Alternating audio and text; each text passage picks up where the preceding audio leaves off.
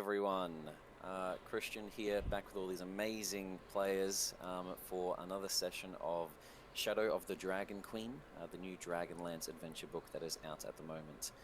We are running through it if you've been watching the series so far, with a live or with the videos that are being uploaded onto YouTube with upcasters.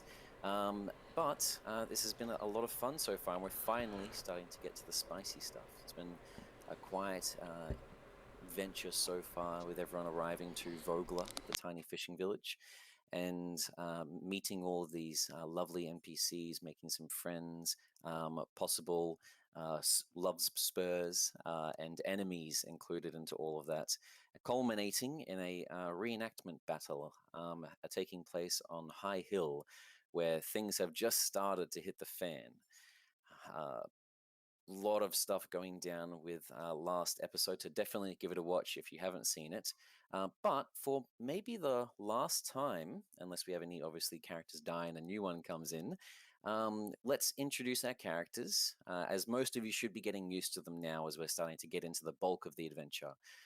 But possibly for the last time, let's introduce all of our people. So first and foremost, instead this time we have our lovely DM of the other Upcaster series, running two characters. Raimi, would you like to introduce your two players? Yeah, hello everybody. Welcome back again to Upcasters. So I will be playing Leo, the Paladin, a very big, kind of aging old dude. He sits at about 7'3", 7'2", in height. Has white beard, white hair, and all of his expression comes from his moustache and his facial hair. He is very relaxed, very chilled, has seen his days, and is ready just to let someone else really take control and sit back and enjoy the finer retirement side of things. I'm also playing a. We haven't leveled up yet, but a Hexblade and a Wizard. So a Warlock Wizard combo. Tal, she talks everyone's ear off. She is fully into conversational pieces and just really expressing herself with her many, many, many words that she never uses. She is wears some dark drabs, has some red hair, and her hairstyle always seems to change depending on what time it is, what angle you're looking at her. It's very mysterious of like what hairstyle she is. She wears a white mask with these antlers that come off. And yeah, she is just a chit chatting She weapon. doesn't shut up. Yeah. Lovely. I especially liked the subliminal message just there about leveling up. Um, Oh, because I haven't taken the Blade Singer for the Wizard, which I will, Oh but yeah, yeah. you know, you've got to uh, put it in. Next of all, we have hiding up in a tree, as he loves to do, as that's what he did during the prelude as well, before the adventure even began. We have Lachlan, with your character. Would you like to introduce us? Hey everybody, yeah, so I'm playing a rogue. His name is Fenrir. He's average height, 6 foot. Um, he's a fire genasi, but kind of looks a bit different with his tan complexion and black flame-like hair. And in the light, it kind of has a purple tinge to it. He wears a leather coat with a hood. Um, yeah, and he's just loves climbing trees. I don't know what it is. It's a really bad combination because there's a lot of leaves that could easily be set aflame up there. Um, Love the uh, hood. Next, we have our other double player. As you probably noticed with Raimi, if you hadn't watched any of the episodes so far, this is your first one jumping in because you've just seen it's the latest released one. Raimi, as well as Toby, are playing dual characters. So we've got a party of 6, and I can throw bigger and more difficult things at them as the story progresses. You'll notice that if you have read the book, everything has been amped up quite a lot, and some things even changed.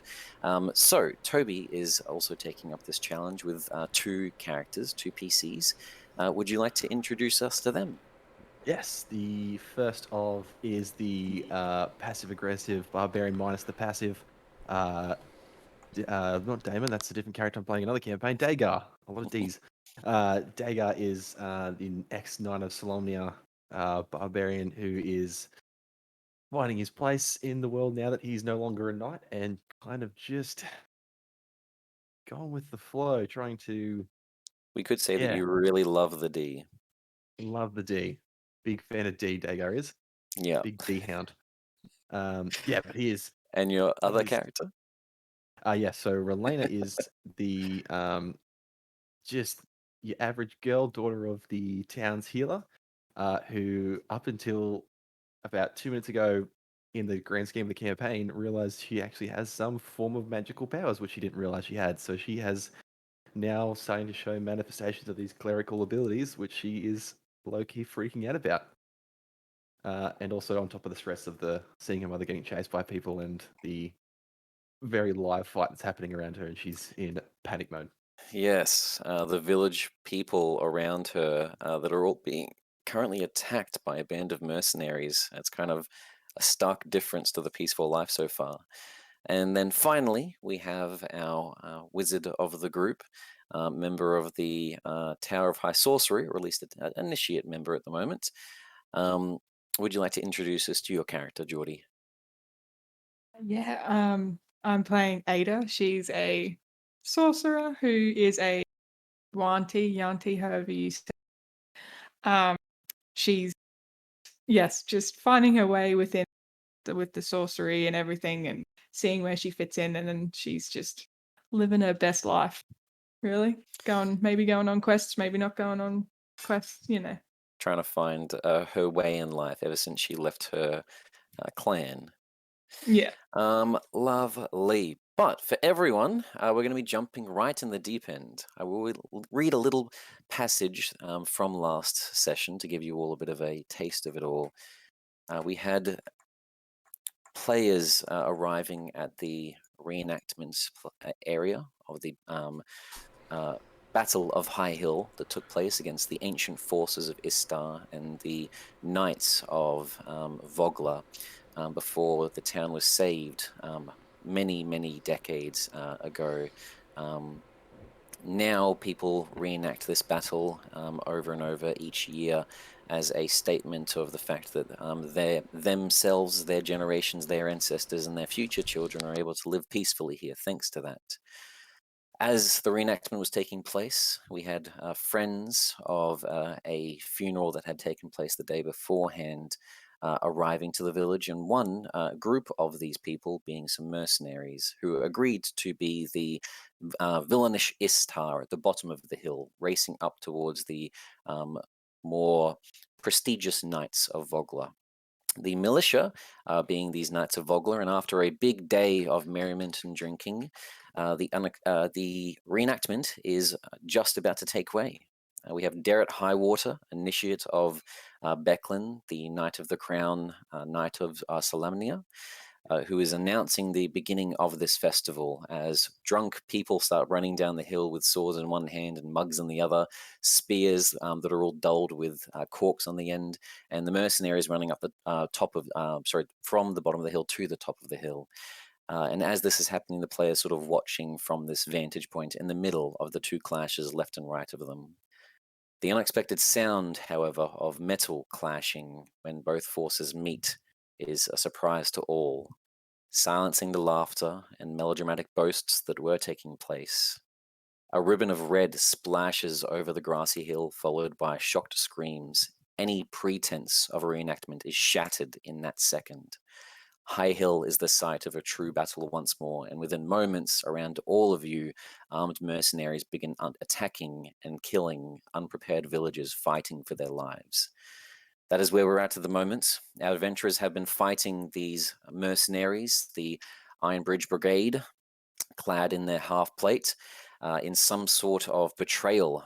Their leader, Cudgel Ironsmile, lost in the crowd somewhere, not knowing whether or not she's also spurred on this betrayal, even though she was one of the friends of Vogler. Becklin, the knight, lost in the crowd somewhere as well. The mayor, Raven, several other people, all lost in the fighting surrounding areas. Relena's mother, townsfolk, innocent people trying to be protected by these militia who are just fishermen that don't know how to fight properly and are trying to keep these guards off, but the mercenaries are gaining the upper hand. a swath of them cutting through the militia made their way towards you all, 4 mounted knights, which were quickly taken out thanks to Leo, Dagar leading a frontal assault, and Tal and Relena sort of stepping back on the sidelines while Ada and Fenrir tried to get a strategic position. A awesome display of power from Leo as he imbued some magic learnt in times past into strikes, obliterating 2 knights with a single stroke each. Divine power rippling through him. And just as things were finally seeming to turn in their favor, stepping through the crowd in multiple directions from a battle cry from Gregornis, one of the lieutenants of Cudgel Ironsmile, a half ogre stepping through who already has a bone to pick with Fenrir and several other members of the group, has made his way through with more of these betrayers, these mercenaries surrounding the party on seemingly all sides. Now, we had ended the combat at the end of initiative.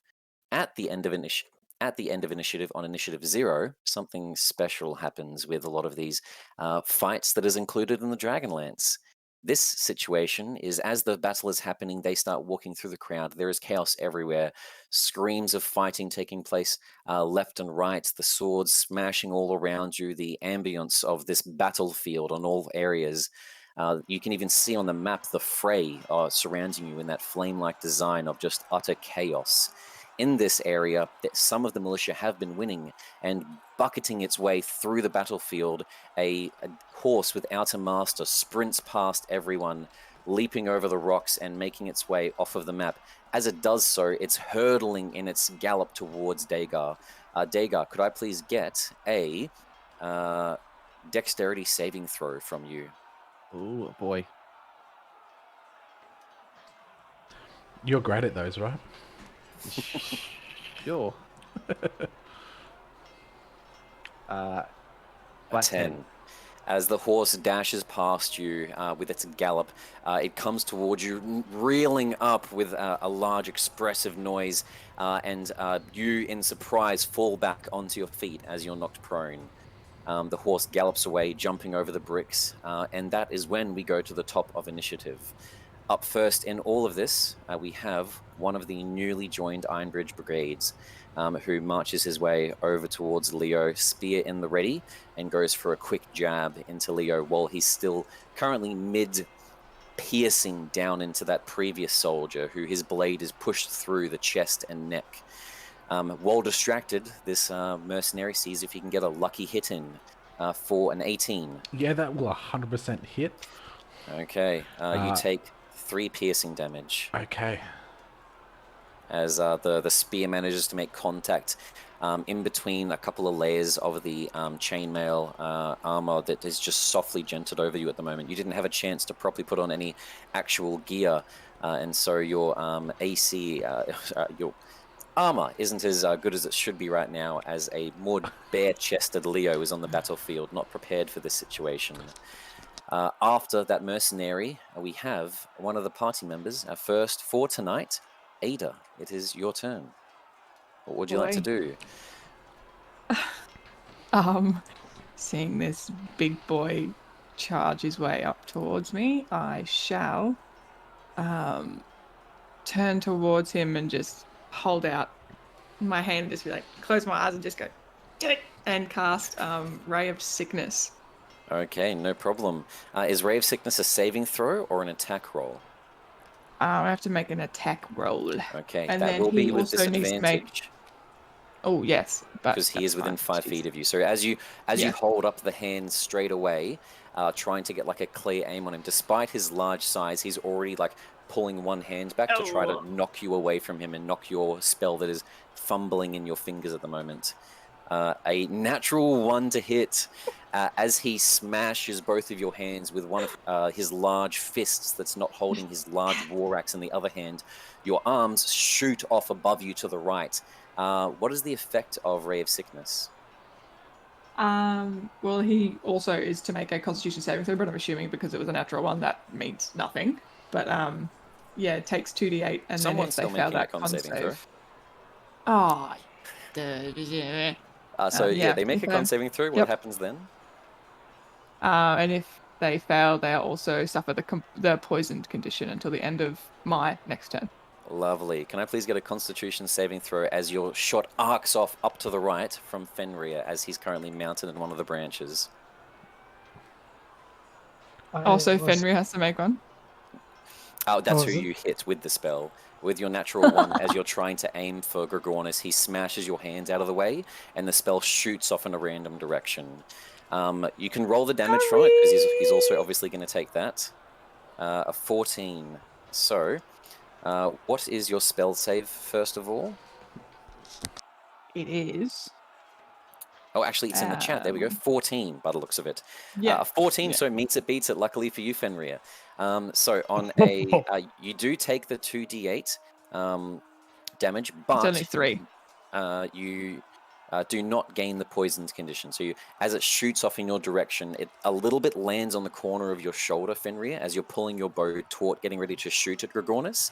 And as you sort of wince and see it burning away, like your skin and flesh and all the body hair being melted away, you quickly wipe it off with a couple of your fingers and it's gone. You're not poisoned. You only took 3 damage. It wasn't the worst situation. As you can see, Ada has this large beast towering in front of her. That's your action, Like Ada. cowering. You still have your movement and bonus action.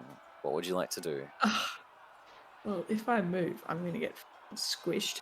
They might miss. You don't know. You got I'm 10 AC, pretty so much 50-50 chance. Yeah, I was going to say, I can pretty much guarantee you he's going to hit me. So, but he's going to probably hit me anyway, so I will try. I will 5, 10, 15, 25, 30 if I get there. Okay, so the first person, as you step up to the right and start sort of skirting around Gorgonis, trying to get towards that gap between the stone brick walling, is this mercenary, as he was also beside you. He goes for a stab with a natural one of his own. He doesn't have an ally within range, so I'm going to say that he actually drops his weapon. I'll put that mark on him. But as he goes for a stab towards you, he pushes down, trying to get into your calf muscle so that you couldn't run away, and instead pierces it in between 2 rocks as you quickly skip off. Gorgonis lifts up his large axe and comes swinging down towards you with his battle axe for a 11 to hit. Yep, my AC's 10. As he's wielding this with both hands, this is the versatile damage. You take 15 damage. The axe comes across. You do manage to skirt away, but not before it makes contact with your shoulder blade, and you feel it not only cut through flesh, but you feel the intense scream of pain as it nicks a bit of your bone, and the bone is just cleanly cut away. That is wincing, you getting away. You are still alive, luckily, just with that. Is there anything for a bonus action, or is that Ada's turn? That is all. Yeah. Okay. After Ada's turn, we have the guard that is to your left. He runs up beside you, having seen that you've just come closer on this side, and comes in for a spear attack of his own. A 7 to hit. Oh, you're lucky. It'll miss. Oh my god. Oh, I'm so sorry. I rolled damage. It's a good damage roll. I'll roll the damage again. I won't cheat. So a 19 to hit will definitely hit, unfortunately. So as you do back away from Gorgonis, you stumble back on your feet, holding the blood that's sort of pouring out from your back, and sort of stumbling away from him, eyes not being able to look away. And then you feel a sharp pain in the lower back side near your spleen, taking 5 damage as the pain of it sort of just overwhelms you, and all of you see to the right, Ada falls unconscious over the log just to her right. Night. Neat. That is that guard's turn. The next one is the hexed one by Tal. He and his horse dash up towards the biggest threat that they can see on the battlefield. He witnessed everything Leo was doing and comes for a slash down into Leo with his spear. From the top of the horse, he justs down with a for a 6 to hit, and you cut away with the blunt end of the sword, blocking the spear. That's damage again. You've done damage again. Oh my god. Yeah. That'll hit. Okay. Sorry. Let's roll. There we go. Thank you guys for keeping me honest. 7 damage instead, as the spear juts down from that. After that guard, with chaos happening everywhere, battle on all sides, we have a terrified, in fighting for her first time in her life, Relena. Oh, what is she gonna do? She sees this big, massive ogre thing just take a swipe at her friend. So she's just gonna hold this like holy symbol up with a shaking hand, and she's gonna kind of just scream. And this gold kind of energy is gonna like start at her chest and kind of work her way down her arm towards her hand, and then it's gonna gather and shoot out a guiding bolt at Lovely. the ogre. Even fully realizing what she's doing, just knowing that she spent the afternoon with Ada, this friend that she finally made, a female friend in a small farming village, a fishing village where she doesn't know many other people. Not really knowing, you close your eyes and fire it towards Gregornis. With eyes closed, the bolt fires off as Gregornis like quickly ducks down, as he is a battle expert himself and knows not to get hit despite his large size, as he sees this powerful sort of charge up by this like novice in front of him. Anything for bonus action or movement from Relena? No, she's just gonna kind of back up a little bit more. She's got really no bonus action. She's just gonna try to back up and crouch down with her back kind of against this wall, and just kind of tucking her legs in. Looking on a dire situation at the moment for our adventurers. Next up, we have one of the guards who 5, 10, 15, 20 comes up towards Derrit for a slash of his own. I will do it correct this time. I know what I'm doing. With an 11 to hit. Derrit quickly spins around and parries the blade off with a twist of his own. Being able to hold himself in this combat with the training that he received from Becklin. You already dueled him. Dagar already dueled him and knows that Derrit knows how to sort of handle himself, despite the fact that he's only in his 20s.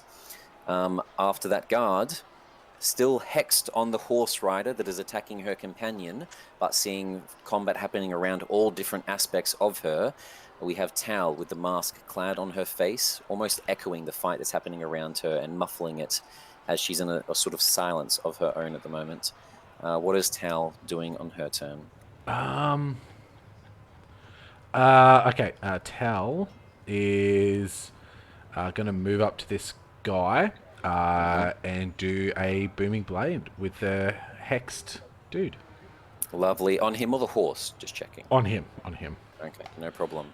So as he's sort of in his down thrust and the tip of his spear is pushed into the back of Leo, and you hear a scream from Leo in pain, you quickly come across Tal and go for a slice towards like the right leg hanging off of the horse. Give me an attack roll. Oh, that's right. I have to do it another way. Boop. For a 19 to hit. 19 definitely hits. With him distracted, you cleanly see a jut in his half plate right where his kneecap is. Roll damage. Alrighty. So, takes a sword damage. 10 plus a hex. And then just at this level, he is encased in this like red sparking energy. If he moves, he will explode. And she will then teleport using a bonus action just to here. Lovely. Well, as the sword Can I get on slash... the other side? How much movement do you get with it? 30 feet. Yes, you can. You can get right there. Not a problem at all. Attempt collides with at least one wall. Oh, that's a half wall, so you can easily get on the other side of that. That's not a problem. Oh, I see. But you yourself can't because of the the system.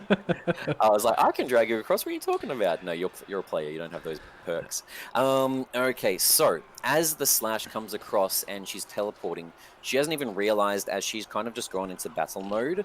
Her eyes sort of squinting through, seeing through the slits of her mask. It's sort of just turning red. Anything that's in front of where she can have vision through her mask is going to die.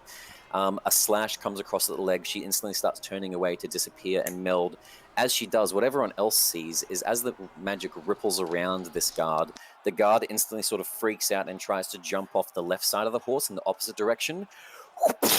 As red slash and blood pours in all directions, as from head to toe, all starting from the kneecap, this guard explodes, the horse neighing in sort of terror, and begins to run off, as that was enough damage to take out that guard.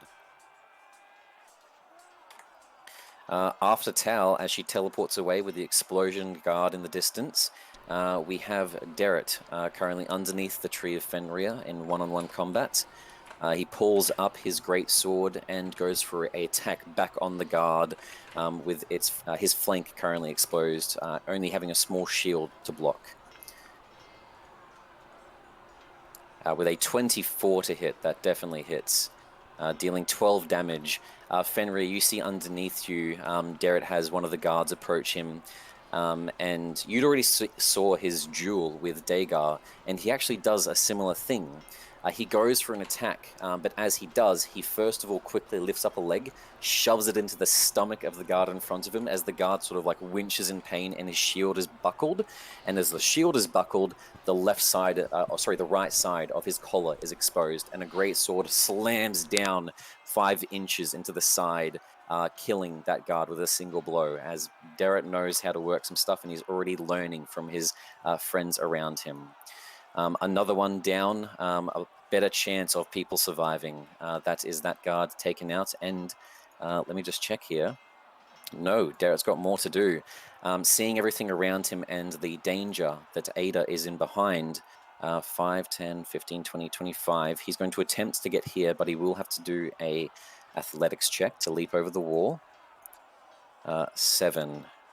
He only manages to get 10 feet away, as he does have multi-attack, and he was going to attempt to go for another slash to save Ada, currently unconscious on the ground. As he sort of stumbles over the wall and his sword gets caught, he quickly slings the great bow that's over his great crossbow that's over his shoulder, and goes for a shot with that with his second multi-attack instead. A 5 to hit. With the stumbling, trying to get to his feet, the arrow goes wide as he misses, trying to save all of the friends that are around him at the moment. That is Derek. We have Leo back proud and proud. Yeah, Leo's just seen this chaos. He's going to move down the hill, taking out these plebs for a great weapon attack. Okay, give me an attack roll. Negative Ghost Rider. With an 8, as you go to slash towards the guard in front of you, you still have the leftover remnants of like the top half of a spear that wasn't exploded from the attack from Tal. That spear that was still jutted into your back. You go to turn and you feel the spear get caught in between your shoulder bone and spine, a little bit in the muscle and area. The winch in pain, your attack arcs up instead, missing. Is there anything else for Leo's turn? Another attack, a bonus action, a movement? No, that's Leo. Okay, the scream of pain of feeling muscle being torn as you've still got that spear sticking in your back.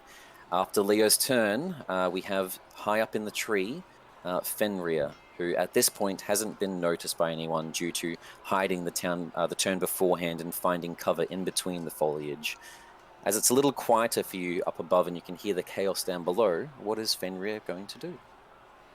I've got a bone to pick with Gornis, so I'm going to use my short bow from a hidden position.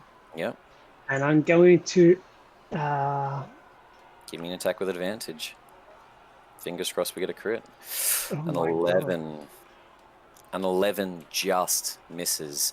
So what happens is as you fire and your cover is blown, almost with... You've already seen a lot of it so far from above. Dragonelance has very good battle experience. He's not wearing armor. This is just his natural skills. He slices up almost like a beast's sixth sense and smashes the arrow out of the air as he makes eye contact with you and sort of smirks a little bit. And then you see that with one of his hands, he points down on the ground over towards Relena, giving you a smile.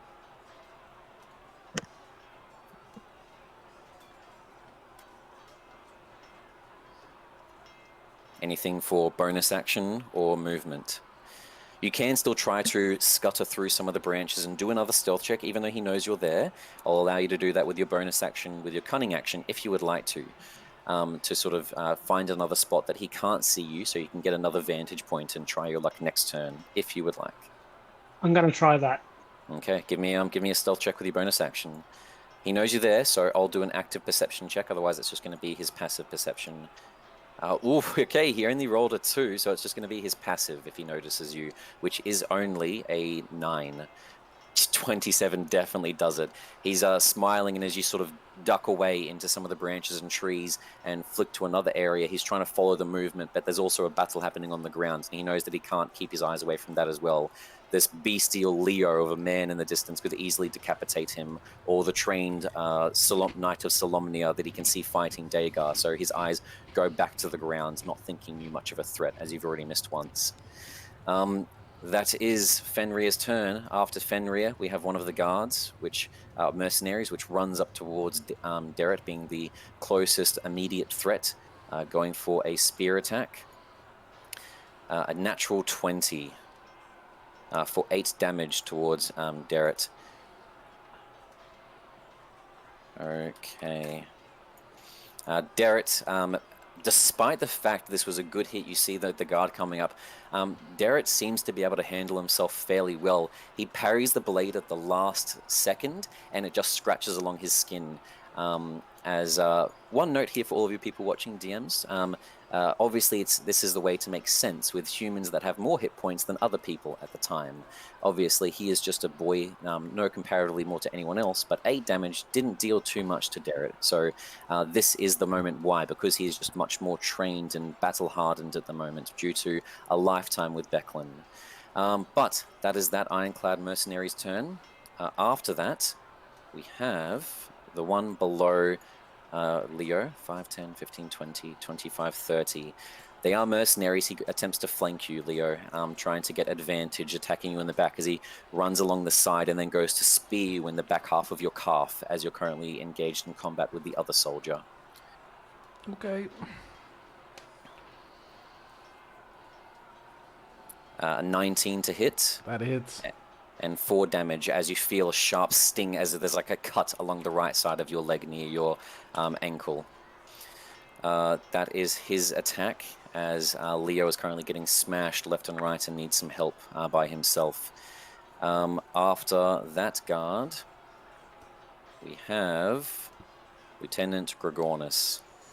He made a promise to you, Fenrir, and 5, 10, 15, 20 bellows his way across to a small woman who's backed up against the wall. He lifts up the great axe and goes for a slash down on Relena as she holds up a hand in fear. Oh, natural one. Oh, God. Oh, boy. 20 to hit 20 does hit a little unarmored cleric. with 20 damage. Holy shit. Neat. My As- goodness.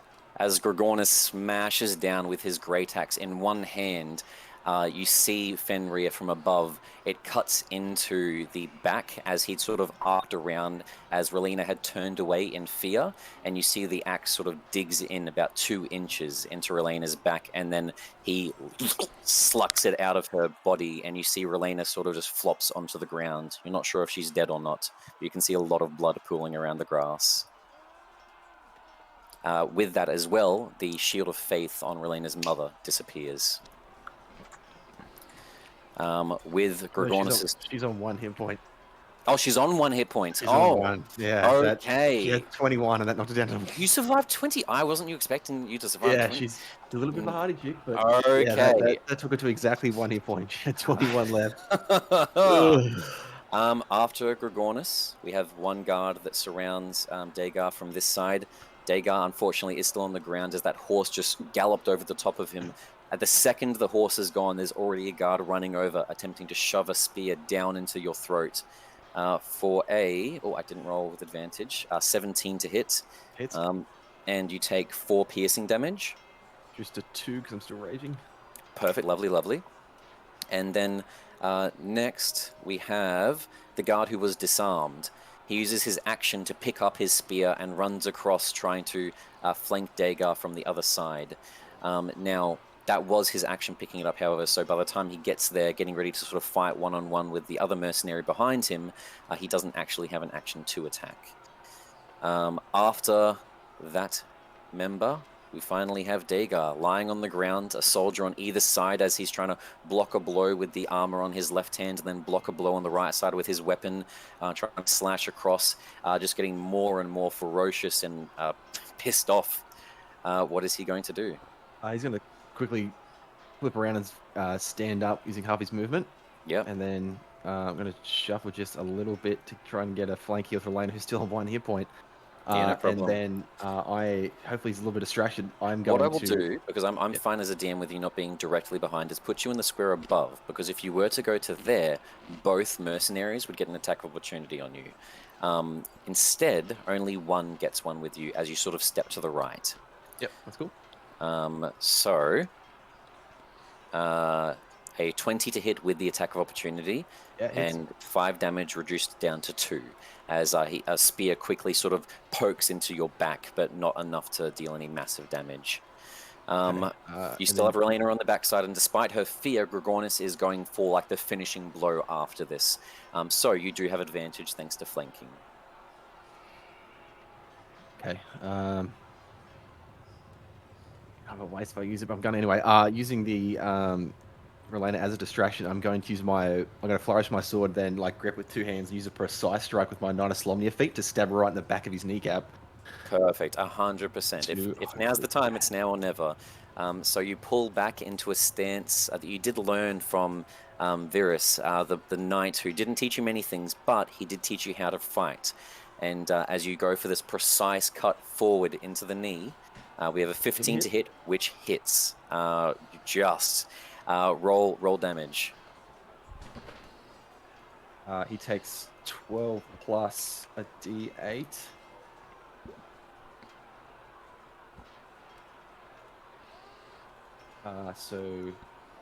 And plus number 2 for rage, so that is 16 points of slashing damage. 16 points. That brings Dragonelance down to that many hit points. If you're having a look at his token, a big hit to him. Despite his large size and his battle skills, he is still only a half ogre. He is not a monster on the battlefield. He is just stronger than all the other men that surround him. This blow, you slash down and you feel a tear of muscle, and you even see his calf slink up his leg as his left calf muscle is completely destroyed. Have you ever seen this happen in sports when like the tendon breaks and the entire calf just sort of sucks back up into itself? You sever the connection in his left calf muscle, and he stumbles to the ground, trying to hold himself up with strength alone. And then another blow like that would do it. I'm just going to say, fight me, you coward, and then I'm going to like just get my sword ready. You will not fell, Dragonelance! As he turns towards you and looks away from Relena, distracted. Okay. After Dagar, we have the last turn in combat. One of the guards up here, who 5, 10, 15, 20, 25, 30, runs underneath the tree.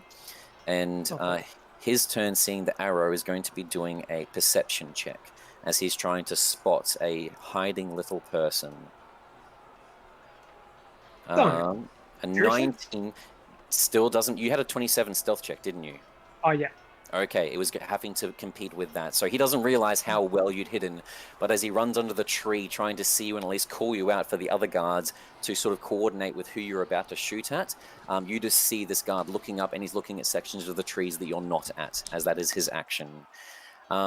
We go to initiative 0.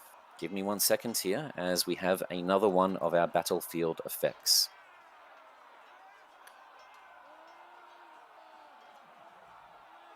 Okay.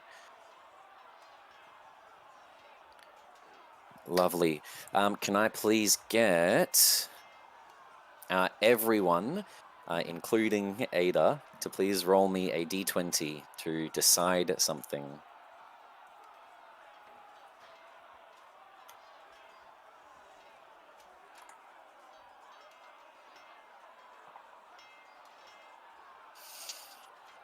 As the fire's rippling across and around in many directions, you can see that down at the bottom of the tree line, all of you as the fighting's happening, just with your passive perceptions, you hear the shout of volley!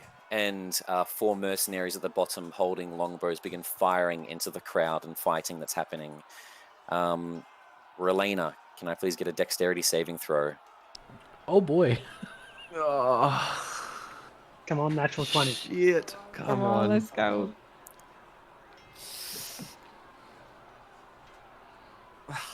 A 13. 13 just passes.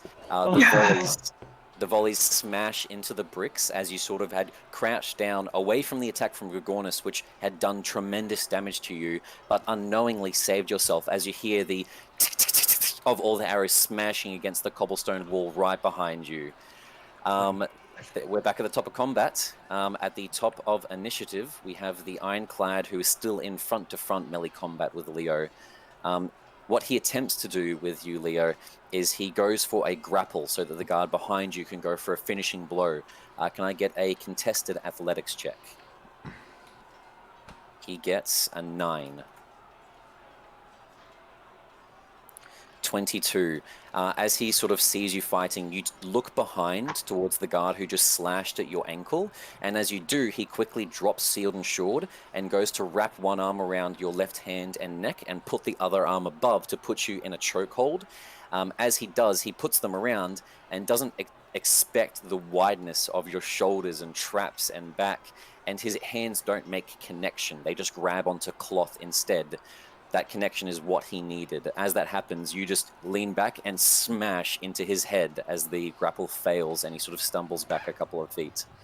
That was his turn. After him, we have Ada. Can we please get, for the first of the campaign, a death save roll?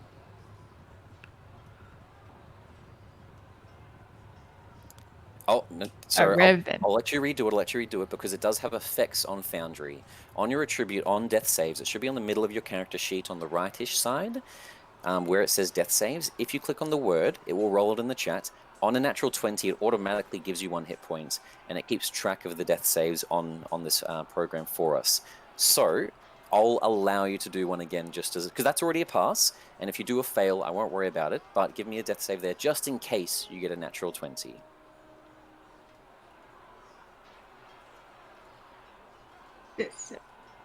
So it should be just underneath your sorcery points. Lovely. Okay, 1 pass no matter what anyway. So as Ada's sort of lying there on the ground, you're coming in and out of consciousness at the moment. As you are, you see that there's a guard sort of above you and facing towards Derek. You can see Derek half on the ground, stumbling with a crossbow in his hands. You like lift up, you see blood coming out of your side, and you try to put a hand there to slow the bleeding. And you do, but not before you sort of pass out again. As you are dying right now. After Ada, we have the mercenary that is next to Ada. He goes to flank around behind Derek Highwater, proving the next threat, going for a attack with advantage. A 17 to hit, which misses on Derek. As Derek turns around, parrying the blade with his reaction, improving his AC and blocking the attack, cutting into the spear, but not enough to fully break it in half, and the guard sort of rips his spear back away. That is that guard's turn. After that Iron Bridge Brigade, we have with 1 hit point left, and a towering Gorgonis now faced away from her, Relena. What is Relena doing? She's going to stand up and kind of just look around, get a lay of what the hell is going on. And then she's going to look down at this glowing infinity symbol that's been doing some magic, and she's going to hold it up and just close her eyes and just mutter a prayer under her breath. And she's going to use her channel divinity to preserve life, to distribute 10 hit points to any creatures within 30 feet. So she's going to give 2 to Ada, 2 to Derek, 2 to herself, 2 to Dagar, and 2 to Leo. Lovely. What is the prayer that you think Relena says in this moment? She doesn't know kind of what's happening, so she's just saying, "Please help us," like over and over again under her breath, and just like trying to hold back tears. As she's just wishing for any sort of help. She even says her mother's name in this moment, and as she says that, the symbol lights up, and Mishkatel, long lost from this continent, from Ansalon, and the gods themselves having disappeared from the world, answers Relena's call without Relena realizing. For anyone around the battlefield, some people recall back to this moment and think that they see a sort of silhouette of a gowned woman in white over the body of Relena for the briefest of seconds. And in a disperse of sort of energy in all directions, 2 hit points to Ada, bringing Ada back up from unconsciousness. 2 points to Derek, who seems to be able to handle himself at the moment. 2 points to Relena herself, slowly closing a couple of the big wound on her back, but not by much. And then 2 to Degar and 2 to Leo, so that they can keep the strong fight going. And that is Relena's action. That's Anything her turn as well. She's not moving and she has no bonuses, so she's staying there and just in fear. Okay, no problem. After Relena, across from the other side, having leaped over and sort of peering with half cover, we have Tal. What is Tal going to do on her turn? Gonna move Hex onto Gorgonus. 100%. She whips a hand, and the dead body of the guard that was there has like a twitch for a moment, and the mouth opens, and black gust starts coming out of it and flies over towards Gorgonus and hooks into him with the same effects that it had previously, almost like a tattoo imprinting itself, and Gorgonus sort of shouts in pain. Are you choosing so this is Hexblade's Curse, correct? No, this is just Hex. So This is just Hex? Constitution will be the ability check. Constitution. Okay, no problemo. Easy as. That's bonus action. What for action from Tal? Eldritch Blast. Who would have guessed? As Tal sort of is Tal casting this from her free hand or from the sword itself? From the free hand, she just pops up and she's like a little chipmunk, just pops up and blasts and then hides back down again. As the hand sort of pops up and just in surprise, a quick boom of energy before she ducks back down.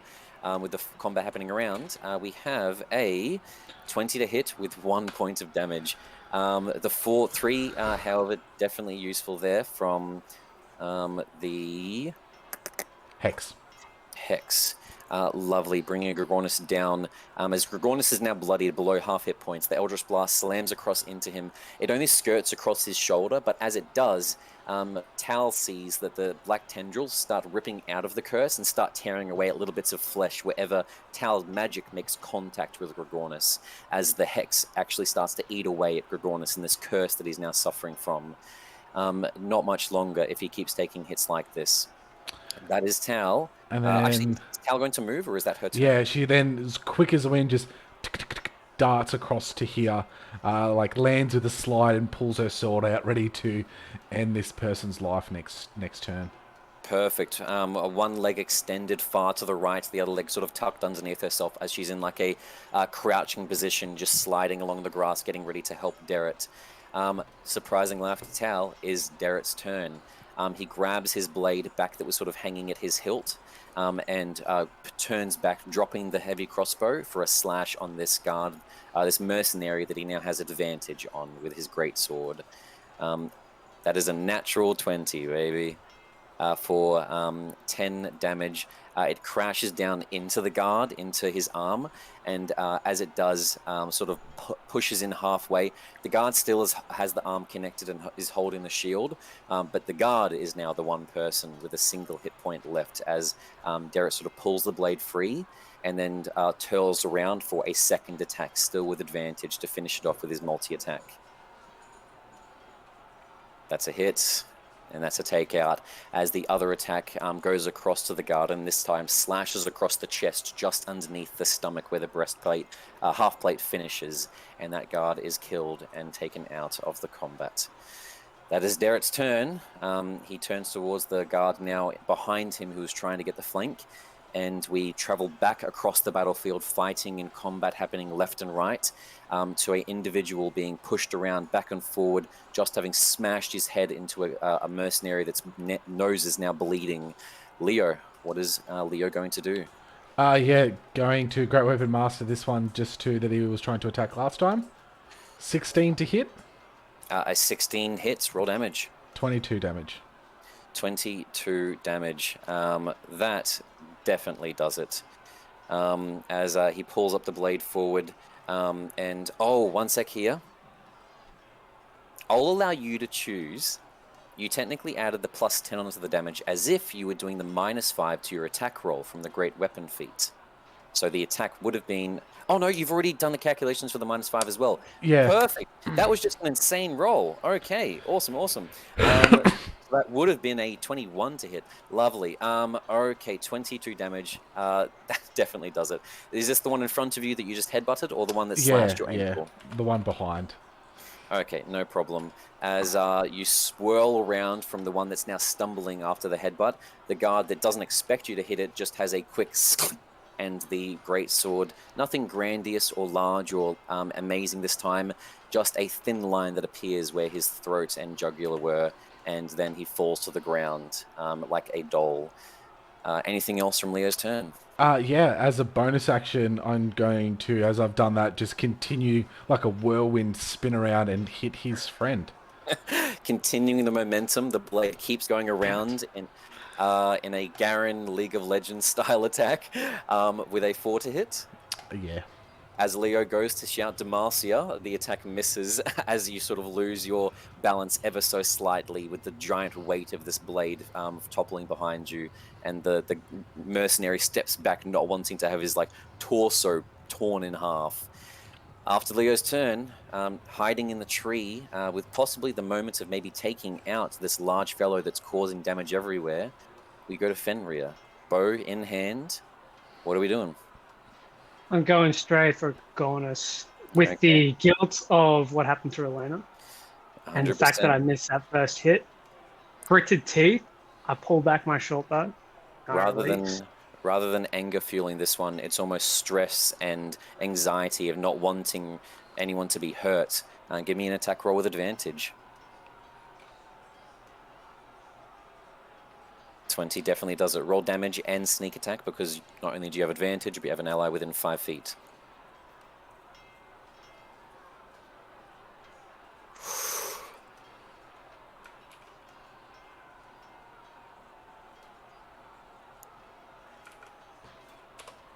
With 11 hit points left, how does Fenrir kill Dragonelance? Just cocked back, bow pulled back as hard as I've ever pulled it back before.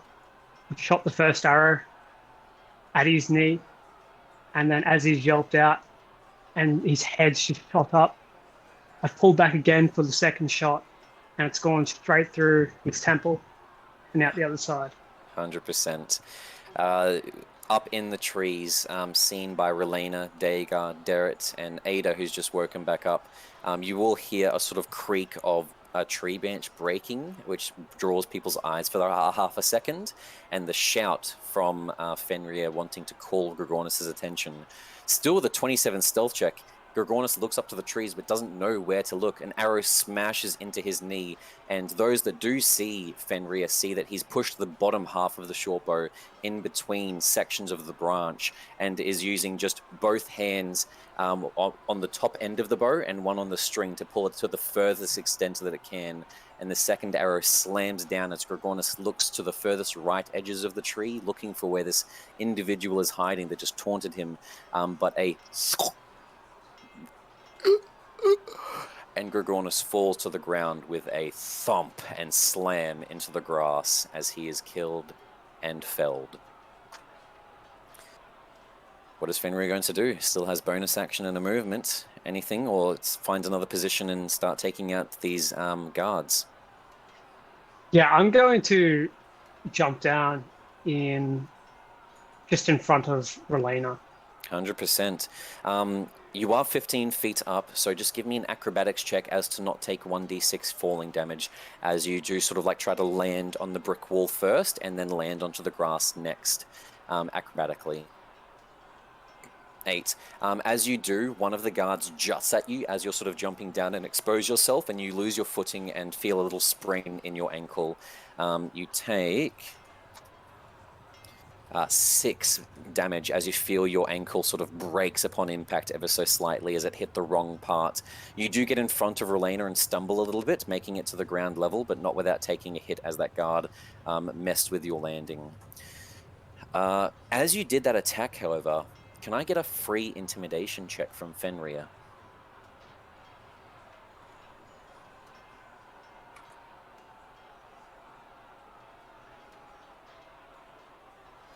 A 13. As that hit takes place, you see that the guard that had been trying to look for you and watched you sort of land that shot and Gorgonus fell, has started to turn away. This one just here, he backs away 10 feet with his reaction basically wanting to retreat now as you're starting to basically rout the enemy forces with Gorgonus falling. Nice. That is Fenrir's turn. Next we have this guard who comes up behind Dagar. You're not getting away. We will be paid in our gold. And goes for a jab in the back of you with his spear. He drops the shield at this point, losing the armor that it's giving him, and just goes for a stab with both hands. For a 22 to hit with versatile damage. For 2, you're very lucky, a low roll. You turn around and block the blade just as Derek did, as both you and his Knight of Solamnia training coming into fruition now. That is that guard's attack. Up next to Mundo, we have the one on the other side, funny enough. He goes for a slash of his own, still holding his spear, keeping a sort of steady mind, this one. For a 16 to hit. That still hits. Okay, for 5 damage rounded down to 2. No problemo. After those 2 guards, we then have the horse that runs away and leaves the battlefield as both of those are gone. And then we go to Dagar. Did I see that guy kind of back away after... 100%. All of you that were under the tree, Derek, Ada, Relena, and Dagar, seeing and hearing Fenrir shouting and then Gorgonus falling onto the battlefield, seeing Fenrir take out this beast, possibly earning a nickname for himself, you see that not only did he back away, but Dagar, knowing this battlefield expertise, give me a free insight check. You definitely see that guard backing away, but this is for something else. 17. 17.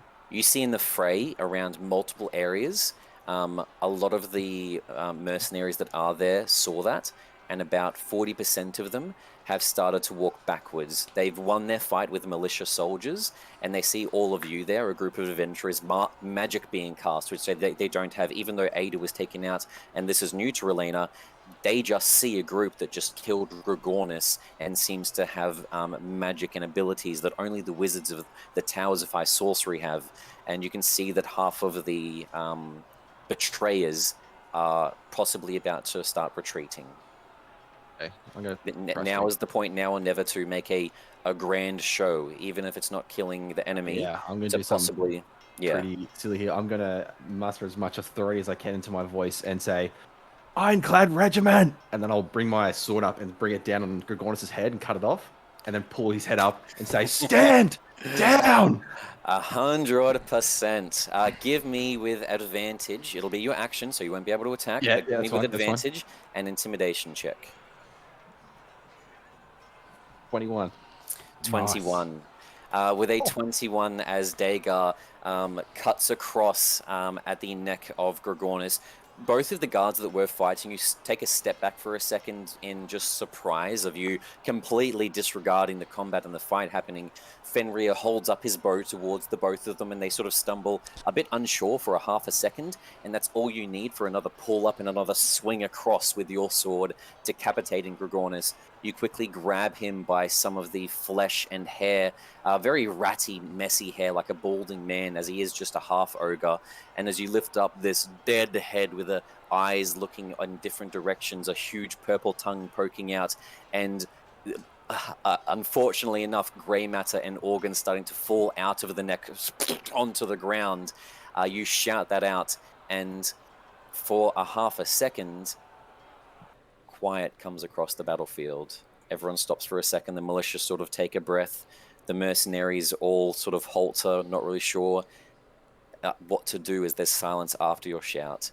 A couple of seconds pass, and another shout somewhere in the crowd of people comes across from a angry female. What do you all fucking think you're doing? You would betray me! And you see, sort of pushing her way through the crowd, Cudgel Iron Smile is walking through the female dwarf. She walks towards, you would side with that idiot! And points towards you for a second. I told you he was bloodthirsty. Is money worth this? And the guards will sort of halt her and stop for a second. I don't know what you were promised, but I will allow you to leave with your lives and not have to face my wrath or theirs. And then sort of gestures towards all of you now, as you realize that she looks like she's on your side and she's angry and didn't realize that this betrayal was happening either.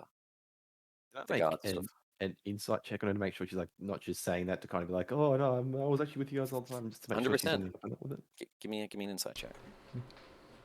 11. 11. Anyone else that think their characters would be suspicious of it are more than welcome to as well, unless you sort of feel that the way that she's acting is genuine. This is for the more skeptical people. Fenrir, as you're looking around, you see that as she's walking through, she's got a couple of guards beside her as well, and you can see tension between those three and a bunch of mercenaries that are all around them in the fray and area as their sort of anger and turns. One of the guards that's next to Cudgel looks towards the others and spits on the ground, and Cudgel has a lot of cuts and bruises across her, and the damage that she's taken would have been from weapons. And you know that the militia were trying their best to defend the citizens, but they still had their corked weapons. If she's taken actual blows, it's been from actual fighting with the mercenaries. So you 100% in that moment believe her. Dagar, you're not fully sure at the moment as you're looking around still on edge. You've still got a soldier to your left and to your right with spears in their hands. Rage steering both of them. Exactly. Still is sort of panting as you're in your rage at the moment. The guards sort of, a couple of them still holding their spears, all start backing away, and they regroup into a group of about maybe 9 or 10 of them and step back into the trees on the other side of the hill to the west. And as they back into the trees and sort of keep running, you see they then sort of turn and start sprinting off into the trees, leaving what seems to be left here of maybe 4 or 5 more mercenaries, which seem to be maybe ones that sided with Cudgel herself, and the citizens that are all hiding behind the grandstand. And now that they've all left, a slew of maybe 3 or 4 dead mercenaries that look like they've been killed by both Cudgel, as you see her sort of warpath in this direction as she was killing mercenaries, her own men that she'd known for years, and then also bloodied and with 3 dead bodies around her, Becklin as well. Other than those killed guards and the guards killed at your battlefield here, Gregornis, the ones that Leo killed, the ones that Tal killed, the exploded body of blood, you can see about 26 dead militia, as it looks like the entire force of Vogler's militia were taken out in this onslaught. You see people that Relena sees people that she's known all her life dead on the ground, fishermen that participated in the competition. Relena sees, and a couple of the other people see just down the hill from all of you, Bob lying on the grass dead. The second place winner of the competition, who had joined the militia forces and had all of his friends sort of shouting for him as well back during the fishing competition, which was not but maybe 2 or 3 hours ago. As soon as it went quiet, I was running to try to find my son. 100%. Yeah, and I realize the same thing, but for a mother. As they both dash off in either direction. Cudgel and everyone is kind of just standing there in shock. Cudgel really not sure what to do. Becklin still is like breathing around in a similar rage to Dagar and sort of this night of Solomnia fighting, and with the running off of Leo and the running off of Relena, about 3 seconds pass before you hear a female voice, not Cudgel this time, shouts, See to the wounded, everyone, and you see that Raven has stood on the top of the grandstands and is starting to organize everything that's going on. Wounded, start getting them bandaged up and carried down to Vogler as soon as possible. Finds Relena, sees her in the middle of the crowd, sees her running off. Oh, good, you're already okay, perfect. Everyone, head to town. Relena and her mother's house will have any sort of healing preparations that we need there. There is some prepared for the reenactment battle itself, but we do not have stuff that is needed here. Find out anyone that may still be alive, and we head back to Vogler as soon as possible. If we can, we're going to close the front gates. I'm so sorry. And people start getting up, and women you hear start crying, children start crying, and men start standing up that didn't partake in the fight. A lot of the either elderly or younger side, as most of the battle-ready men were the militia. And these elderly men and sons start looking for their sons or fathers as they start to walk onto the battlefield. For everyone that's not obviously Relena or Leo, what is everyone doing? Is there's just sort of an awkward moment of people running around trying to help where they can, and you all deciding what you might either help with or sort of just stand there in utter shock, depending on what your character does in the moment. Tal goes around to all the dead mercenaries and puts an Eldritch Blast in their back or in their chest or however they're lying. Going around one by one to each of them, blasting in one after another after another. As she's doing that, can I just get a medicine check from her? What is Ada doing as sort of standing up with a large wound gash still around her neck?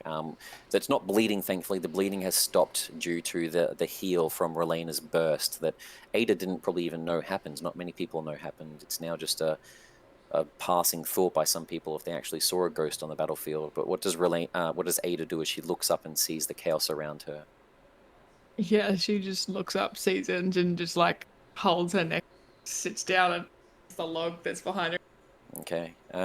After a couple of seconds, one of the townsfolk comes up towards you.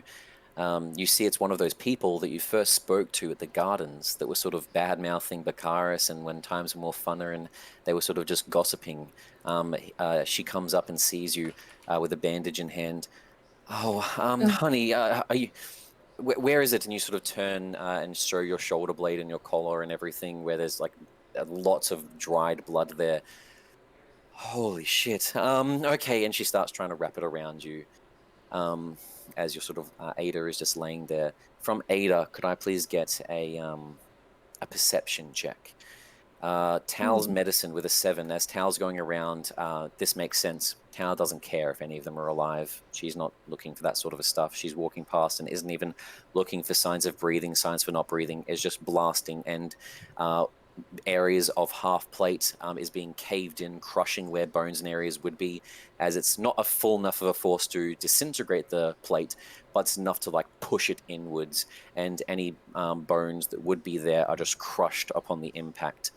Areas that are hit that don't have armor on it are just obliterated and more sort of splashes of red as her ivory white mask is covered with speckles of blood dots.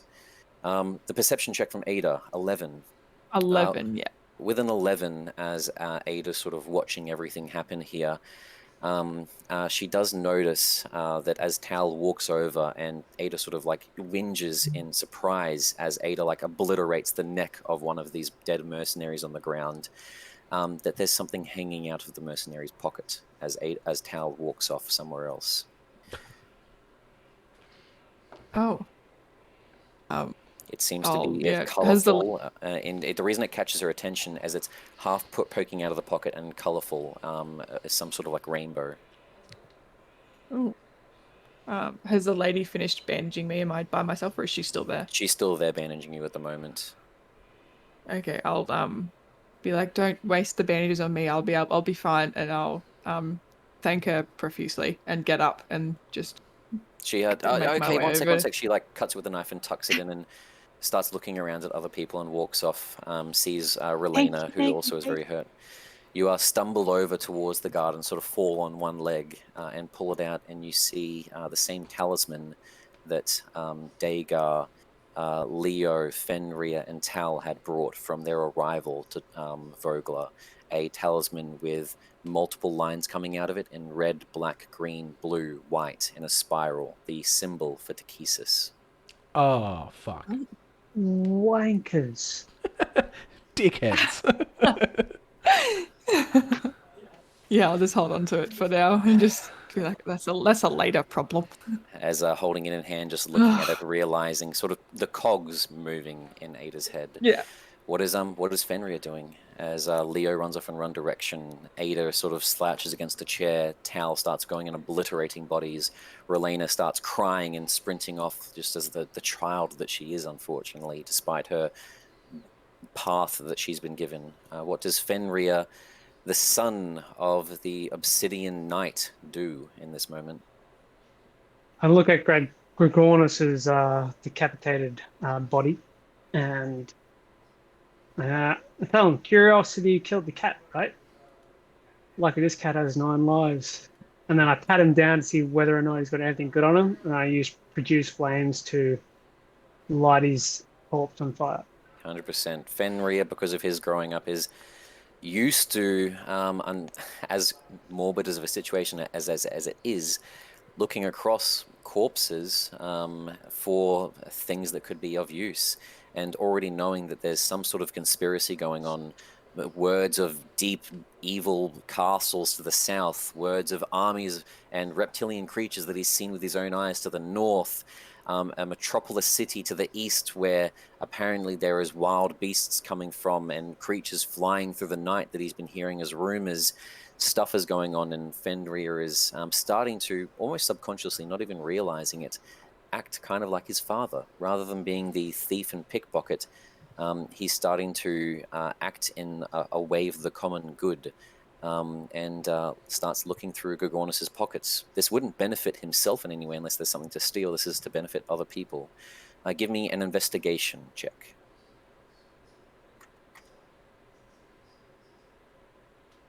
Oh, stop it. Natural 20, lovely.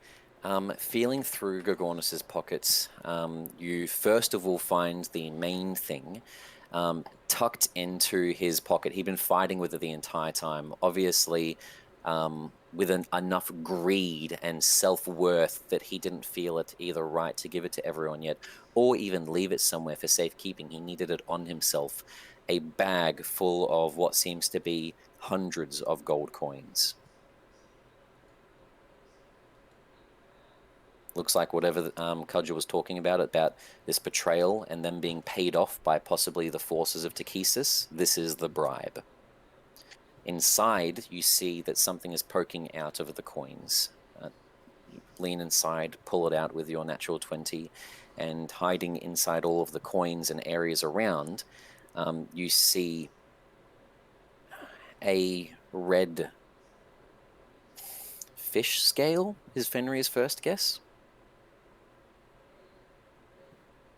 Red fish scale.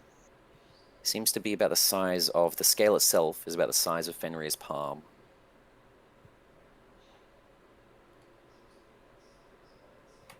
Would you like to do any sort of check regarding that?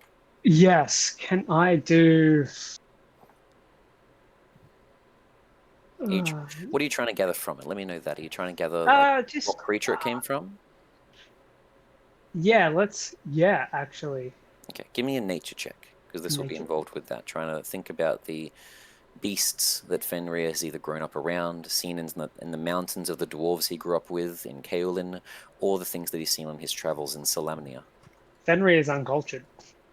With a 5, as you're looking at it, the first thing that comes to mind is like Benagog the Bog, a huge carp and fish that may have scales that size. You never got to look at Benagog the Bog, so you don't know how big they may get, but fish scales are usually the size of a fingerprint, like a thumb or a pointer finger or something. This is the size of your palm. This must have been a gigantic fish. As you're sort of looking at it, it also doesn't seem to be see-through like a fish's scale, like transparent. It's solid with red, and there's like lines going across the fish scale in that texture on one side, and a smooth edge on the other side for where it was obviously attached to the flesh. And The last thing that Fenrir does is attempting to sort of see how malleable it is, as fish scales break fairly easily. It doesn't bend in the slightest. He tries with it. You'll try with a bit more pressure. Doesn't bend, doesn't snap, doesn't snap. You eventually sort of get an arrow out and sort of poke it into it, and the arrow makes no mark. You scratch along the fish scale, and there's nothing left back. You jam it into the fish scale, and there's still not a remnant on it, as this thing seems to be impervious at the moment to anything you're attempting. To me, it seems like too interesting of an object to just have in a bag of gold. I'm going to, with that, I'll just put it away and Okay. see if I can find someone who knows a bit more or can test it. Okay, so pop that down in your notes and remember that with the items that you have. As you count through it for later, I'll see whether or not, obviously, your characters decide to give that to Raven or Cudgel or the as like evidence, or even give it to the townsfolk to help them in this like dire situation they've just had, or if Fenrir decides to keep it. In the situation that when that choice is finally comes about, then I'll tell you how much is in there. But for now, you just know that there is hundreds of gold in here. But you grab the pack, tie it close, and you pat Gorgonus down for the rest of his body. The only other thing that you find on him is a couple of rats that have bite marks in them, and that is about it. Just filth and things that he ate, and the giant axe that he was so prized wielding and sharpening before the combat. That is him left decapitated, and with a click of your fingers, fire spurts up above your pointer finger and thumb, and as you sort of throw it towards him as if throwing a burnt out cigarette, the flame flies and drops onto his body as it lights up across as Gorgonus from head to toe begins burning away. You walk over towards the head that Dagar is still holding. Dagar, you sort of toss it towards the pile of Gorgonus's body, and the head starts burning, and you guys hear as the eye pops in Gorgonus's head, as this being is now finished and no longer a threat to you all. What is Dagar doing as he stands there watching the fire next to Fenrir at the moment, and sees wounded militia all around, dead militia all around, people that he may be able to help? He's been in a battlefield before, with little bits of training when he has had to defend the Duke's castle that he was working at with Virus. This was only unfortunately ever from bandits or goblins and things such as that were causing troubles, and it was only every couple of years. But Dagar is somewhat used to this, has read books on the great battles of the Knights of Solamnia, and this is probably his first great battle, if anything.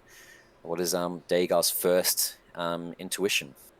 Just look to Fenrir and give him a nod. The right thing to do, and then I'm going to go over to Derek and make sure he's all right, because I didn't see him once he jumped that wall. You make your way over. You see Derek seems to be fairly okay and healthy. He sees a lot of the militia around and tells you, "Are you okay?" As you both start looking each other over. I'm all right, kid. I'll put a hand on his shoulder and I'll say, "Find 4 people you can trust to start gathering the dead. Everyone else who's fit and able, start helping the injured." Becklin comes across behind the both of you. I couldn't have said it by myself. Try to prioritize injured and people that may be injured and not actually dead first. If we can save any souls here that don't have to die, all the better.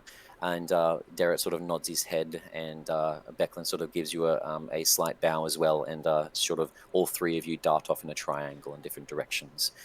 As you start, I'm going to try and find a cart and clear off that, like this cart potentially here. Yep. It's just here, and make that the transport for anyone who can't, any injured who can't walk, to transport them down the hill. 100%. You start quickly going around, pushing it heavily up the hill, trying to get it up to as many people as possible. Can you give me a medicine check as you start finding some of the few souls that may still be aidable in this battle? Boy, 5. With a 5, you look around and everyone is dead that you finally come around to and see. You finally make your way to a soldier who's on the brink of death and sort of breathing heavily. There's like a wound along his neck, and the blood is coming out, and he doesn't seem to be able to breathe properly. You put your hands over it, not really sure what to do, as Virus taught you how to fight, but he didn't teach you anything else. And with a last, the fisherman in front of you, eyes kind of just look past you, and you see the milkiness already start to fill them ever so slightly. Close his eyes and then put his hands both over his chest and then just give a pat and stand up and try and find more people as they walk off. As Relena at this point is running through the crowd looking for her mother, she does see on the ground there's a couple of injured people as well. She runs past one person who just has a slight cut but has it being bandaged, runs past another individual. Most of the militia, unfortunately, dead. She finally sees Warfringer Umpton, the father who runs the Warfringer at the beginning of town and takes the gold of everyone. He has the son, Nasu, who is very nice and often doesn't allow people to pay. And Warfringer Umpton is lying on the ground with his right leg missing. There's lots of blood pouring out, and he just seems to be unconscious at the moment. Does Relena stop and do anything, or keep looking for her mother? Yeah, she's gonna keep looking for her mum. She's Okay. at a panic moment. Can I get a perception check? 15. With a 15, sprinting around finally, you see behind some trees there's a couple of children and then two other mothers alongside your mother who is there. She looks fine. Nothing managed to happen. She's standing there beside all of them, and they're all sort of carrying the children, hugging her. She finally sees you and hugs you and just starts rambling. Yeah. Relena, are you okay, honey? Starts looking over your hair, seeing like blood seized on your back. Oh my God, honey. She starts looking around at all of her vowels and everything. I'll try to help you. I don't know what happened. This has been utter chaos. Things happening everywhere. People attacking. Someone tried to attack me, and then I saw the spear broke on some sort of like white light in front of me. Praise Mishkatel. If it wasn't for that, I might have been dead. Here, and she starts grabbing the salve and like putting it across your back. Just like just too scared to say anything, and just tears pouring in her eyes. She's gonna grab her hole and just hug her really tight while she's like in the middle of whatever she's doing. Just hold her and hug her really tight. Aureliana's mother, looking over her shoulder, starts just applying the ointment to that large gash that covers across, almost like the leftover area of where a wing might have been torn out of an angel. There's just a gash from the axe that is now being filled with palms and salves and different herbs by her mother as she just hugs on and holds tight. From Leo, running through the battlefield, can I get a perception check as well? Oh boy.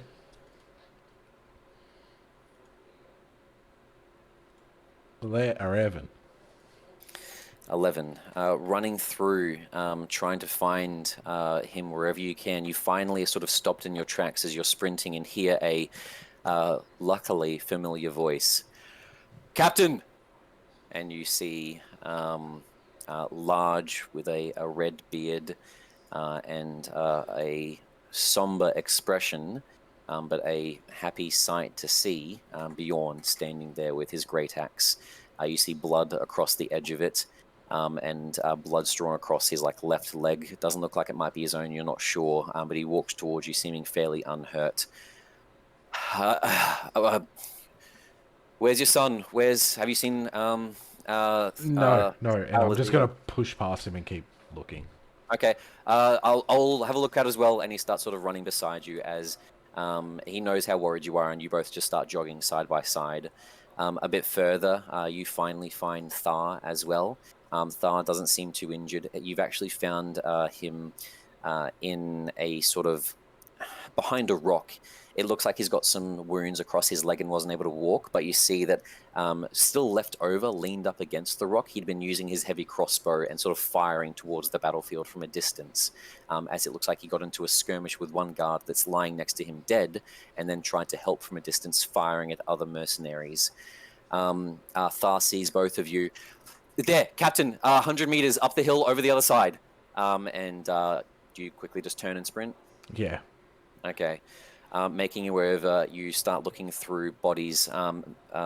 fishermen everywhere, mercenaries. There's blood and dirt and ripped up mud everywhere from the horses.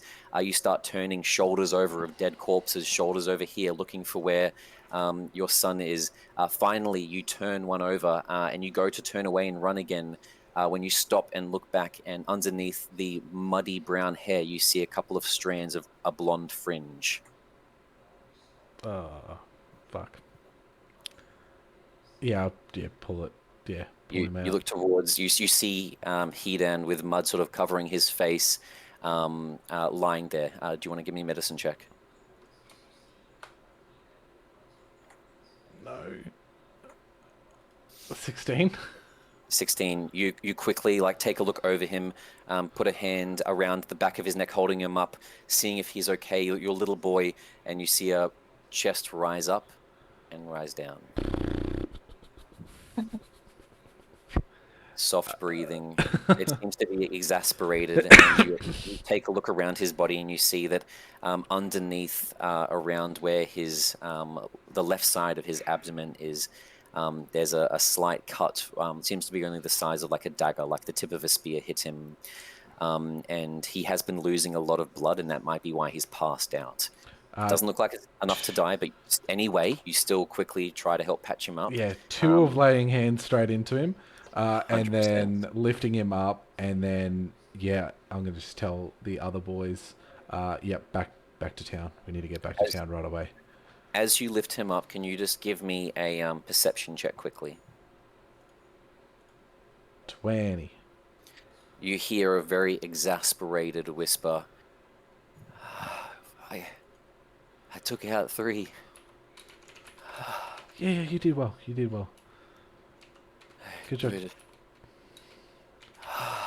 And I'm just running back. Going to go straight over to the carriage.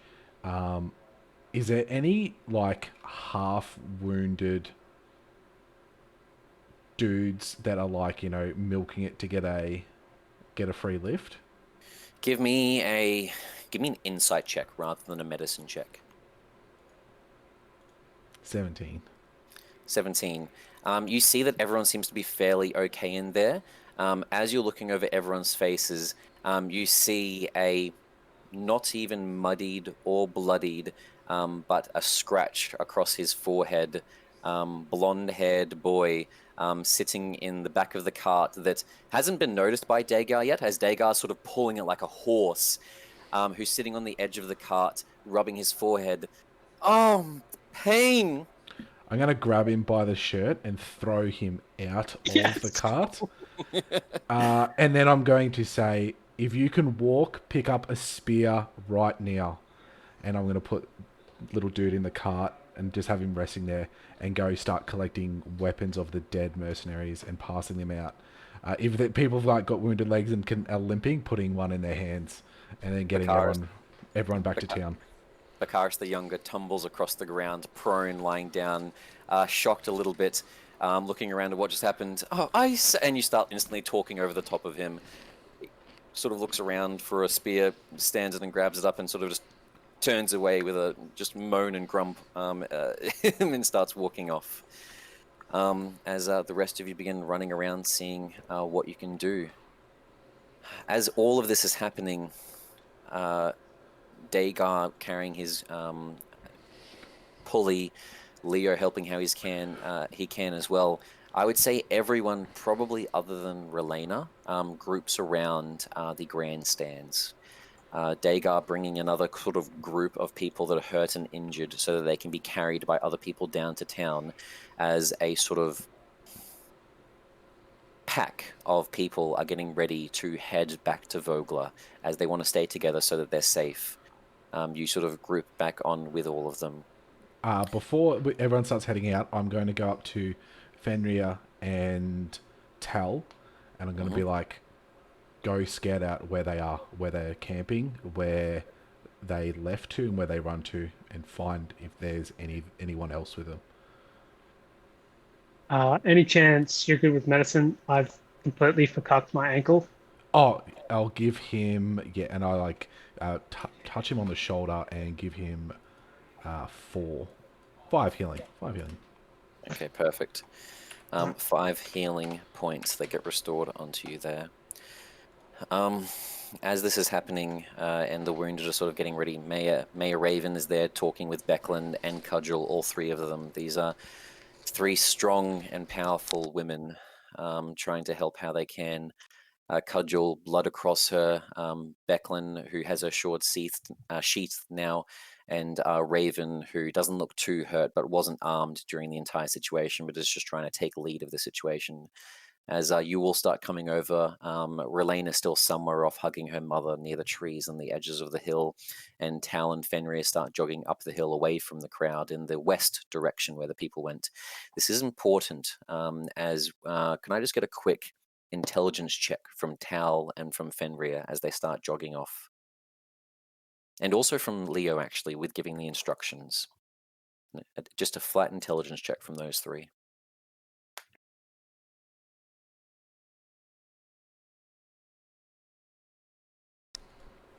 13 and 11.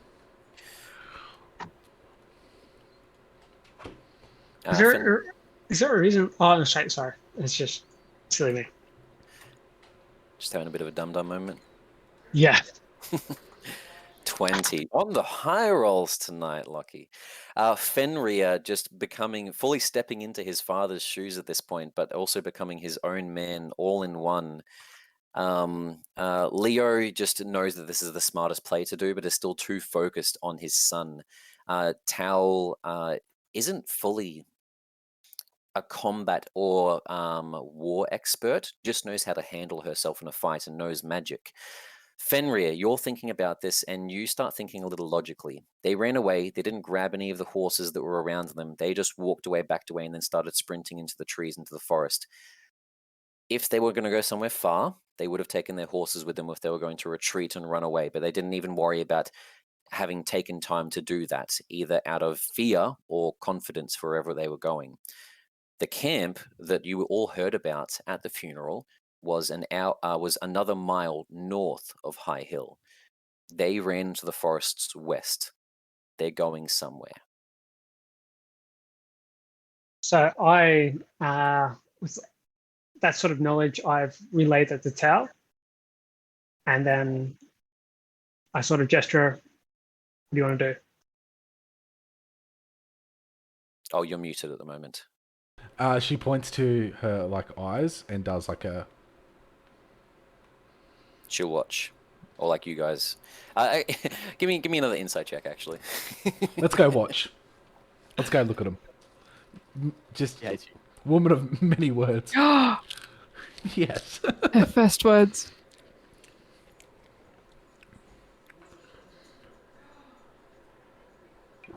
No, she's not going to ever talk. I can't wait for the episode where that happens. A 7. When she does that, it looks like she's doing a situation of I want revenge for them too, because she does it very aggressively and angrily. Or maybe even saying possibly that she can't see well because she's wearing a mask, so you're going to have to do all the looking. You're not really sure what she meant. I just kind of you know what? Just follow me. And you guys start running off.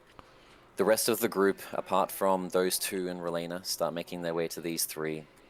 And Mayor Raven speaks up first. Okay, we're going to start taking the wounded back to Vogler now. We think we've gathered up everyone, and the rest are in the carts that Dagar and several others managed to put together. We'll bring them back as well. We're all going to be on high alert here. I've already spoken with Cudgel and Beckland, and we've gathered whatever information we can get. Cudgel's not going to come back directly with us here. She's instead going to head north to the rest of her forces that are at the mercenary camp. Apparently she's got her 2nd lieutenant, a human who's waiting for her there. And also Jayev, and she's like, yes. Okay, so Jayev Velderuz is my other lieutenant. He was a bit more trusted. Groganus got his rank because of strength. Jayev got his rank because I knew I could trust him with a job and he knew how to do it properly. I'm hoping if this is a betrayal, it was simply because Groganus was tempted with his idiocracy. That being said, Jayev hopefully should still be loyal. In the situation that he is not, and I am killed, I'm going to go there alone.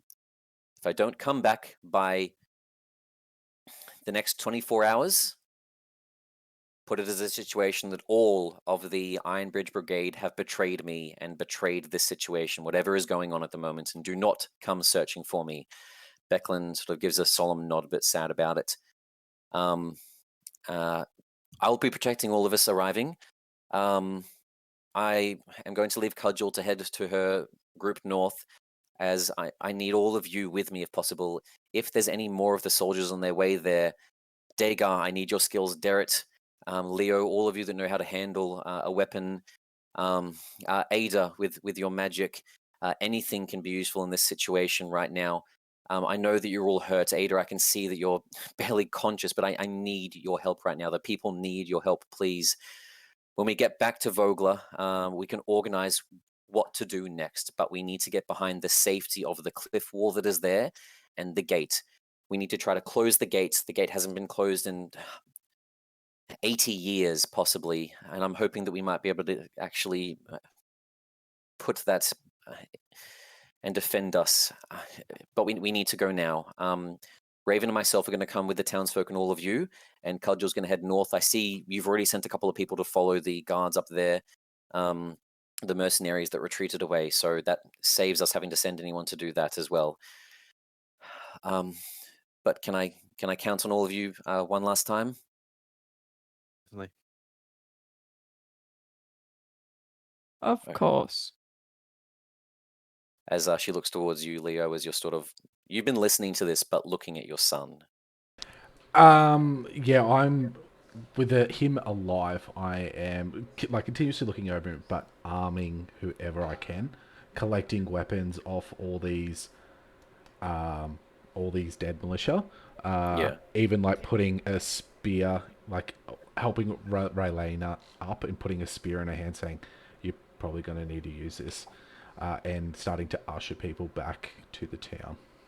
Okay. As no reply to Becklin, but she just sees that you're too focused on what you're doing. Leo is in battle mode right now, in his commanded stance, almost like a flashback situation to when he used to command in the capital of Calaman. And Becklin just nods. Okay, perfect. Let's get everyone home. It's time that we went there, and the travel begins happening back home. From everyone On making the, their. Oh, yep. You go. I was just going to say, on the walk back, I'm going to go up to Leo. Yep. And just try and as we're walking, just slowly go up and I'll pull out the flag that I picked up. Oh no, it's like an emblem, a necklace. Yeah. Okay. I thought it was Yeah. a rainbow, No, a multicolored flag. it was. At first, it looked rainbowish in distance, and it was around all of his cloth. As you got closer, you realized that it was another one of those emblems that they had, a solid sort of piece of rock with those colored painted bits of rock on the top. But you bring that over, and matching the exact piece that they supposedly gathered from this reptile creature only yesterday. Yeah, and then I'll pull it out and be like, I found this on one of the dudes, and I just thought it is it's what you have, isn't it? That you've seen before? Yeah, and it was on one of the mercenaries? Yeah. Good find. Yeah. And I'm going to give her a pat on the back. Does she look still messed up? Yes. As I pat you on the back, you feel a little bit better with one laying my last lay on hands. Lovely. Thank you. Bringing her from 2 hit points up to 3. Yay! As Ada. That's like a 66% increase in health. That is true. That is true. The pat that comes across your back, Ada, rather than magical, I'd like to think of it as a situation of you've still got a popped shoulder, and the slap is hard enough that you feel and a pop back into place of a quick inch of pain, but then you feel the sort of rotation of it being able to be used again. As you didn't even realize that it had been popped out from the below from Dragonelance, as you guys start to make your way back to town. I'm going to go up to Dagar and show him the telling thing. And I'm going to say, I think there may be more lizard warriors coming. We should evacuate the wounded and start getting everyone across the other side of the river who can't fight. Take them away. This whole city can't fight. They're a bunch of fishermen. Yeah, we need to start getting people across, because if there's these force coming, they're going to be a lot of dead. Where can we move them? I don't know a safe place we can have this many people. Calaman, I guess. There is about 450 people left. About 40 to 50ish died with the militia. So there is, with your warriors, quite a lot of people to rehouse and refuge. As you guys come to that conclusion, Relena, I would say, probably regroups with everyone as well. Probably not directly with everyone, just walking with her mother and the entire group starting to make their way down. You jump up in the cart trying to help, like, just do what you can with the people who are still in a bit of a... Just trying to stabilize people's condition. So she's in the cart, just going from person to person, trying to do what she can with the little bandages and supply bag she has. Can I get a medicine check with advantage from her just as she's using that supply bag? Ooh, natural 20 for 26. Very nice. She sees one person who seems to have, didn't even realize it at the time, but it looks like one of the mercenaries was playing dirty. She recognizes that across a cut, there's just a small cut on this girl's thigh, there's slight bits of veins from the cut that are already starting to have pigments of green. She looks across it and realizes that whoever this man was cut by, and it doesn't look like he's a militia. He seems to be maybe like 15, 14, just one of the boys that was probably trying to protect his family in the grandstands. The blade was coated with some sort of poison. With a natural 20, Relena surprises the boy by getting down and it's near the kneecap and sort of just presses her mouth against it, starting to suck the venom free. Her mother instantly knows what she's doing and tells the boy, calm down, it's fine, it's fine. And Relena spits out, and on the sort of wood of the wagon that you're all riding in, there's just a congeal of brown, green, black, purple ooze with a bunch of saliva that just slams into the side for whatever mess was covering the spear that this boy had been hit by. The mother that's beside the boy pulls Relena in with a hug. Oh my... I can't believe whatever that was, some sort of snake poison. My little boy could have died here, and just like pushes against Relena's chest, but and then lets go and keeps hugging her boy in front of her, as Relena in front of her is holding now. It seems to be a small necklace. It's got a kingfisher design on it, made out of gold. You can add it to your inventory. It's basically a lucky charm worth 20 gold pieces. She just says, just make sure the leg stays elevated for a little bit to make sure that any remnants of the poison don't kind of spread through his bloodstream. She stops hugging instantly, and he's like, Mum, and she just grabs his leg, lifts it up, heaving it into the sky. From everyone, as you're all walking, there's three people looking at the talisman as a greater threat sort of comes into view in all of their mental states, realizing something is happening. From the four traveling back, can I please get a perception check, just as you're keeping an eye on the woods beside you and making sure that this wounded party aren't going to be ambushed? 21. Okay. 19. Nice. From Relena, and also from Fenrir. Sorry, no, not from Fenrir. Also from Dagar. Dagar and Relena. Sorry, what check was that? Oh, it's Perception. Sorry. No, that's okay. 4.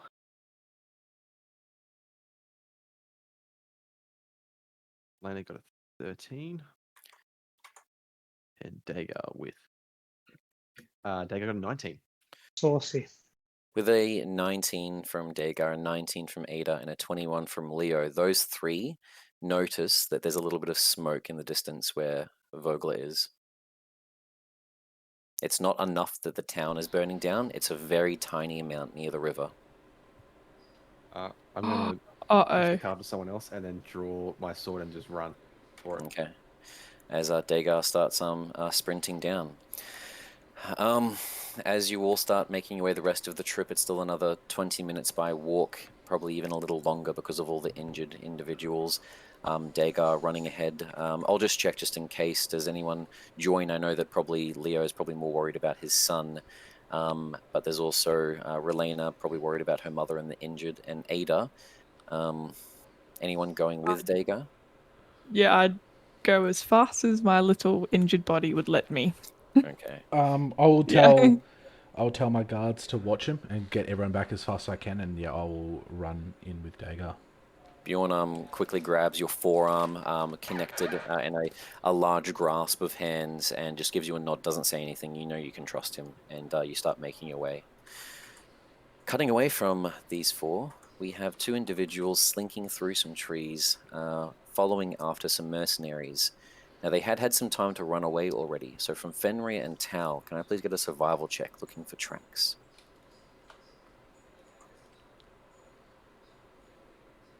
Oof.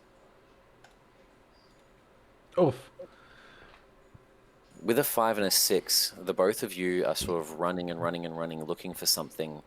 The tracks, anything that you can find, you end up thinking that you might have gotten lost. You're in the forest at the moment. You've gotten lost to the point that you don't know which way is back, forward, right, left. Neither of you are sure with the direction of the sun because of the foliage up ahead. You can't quickly tell which direction north is. Anything we can do? Or if not, I've got some ideas. Fenrir loves climbing trees. Lovely. Fenrir jumps up into some of the trees and gets all the way to the top as far as he can. You see the direction that Vogler is in, so you now know the direction that is basically where High Hill would be. You can't see it because of the brush and trees that are surrounding you in all directions. You only notice Vogler because you notice the stream that comes down from the Vingard River and whereabouts it should be basically behind you. You don't even really see the city. You just see sections where there's not that many trees that have been cut away, where a village would kind of fit in a pocket. So you get the idea that they might have headed in the opposite direction, but there is the issue that they could have turned, changed directions in any areas. They might not have just gone in a straight line because that does seem pretty silly. As he's up here, can I please get a perception check from him with advantage and a perception check from Tal with disadvantage?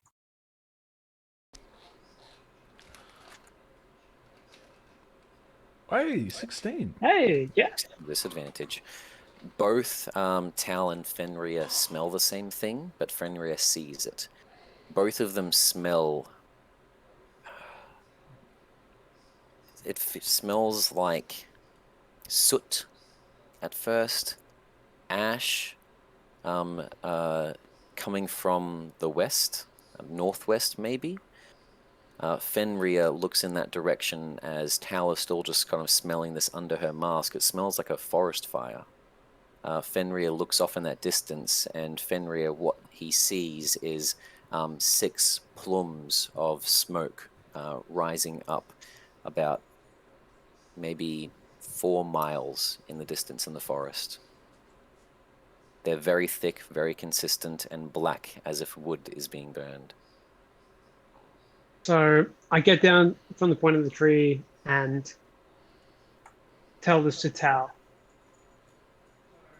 And I say, Vogler is back in that general direction, from what I can see, and the smoke is a general direction. What should we do? I mean, we can keep going. I'm gonna do the walk into the direction of the fire, and then do the eyes. So go for a little peek, get closer. And I'm going to do jump, and I'm going to gesture to the trees like I will jump and just like follow through the tree line. Tal has a slight feeling of condescension as Tal can still hear as Fenrir starts signing back to her. Yeah, Henry is like, he's not fully injured, but he's kind of he's tired. As Fenrir sort of starts climbing up into the trees and both of them start making their way in that direction, can I please get a stealth check from the both of you?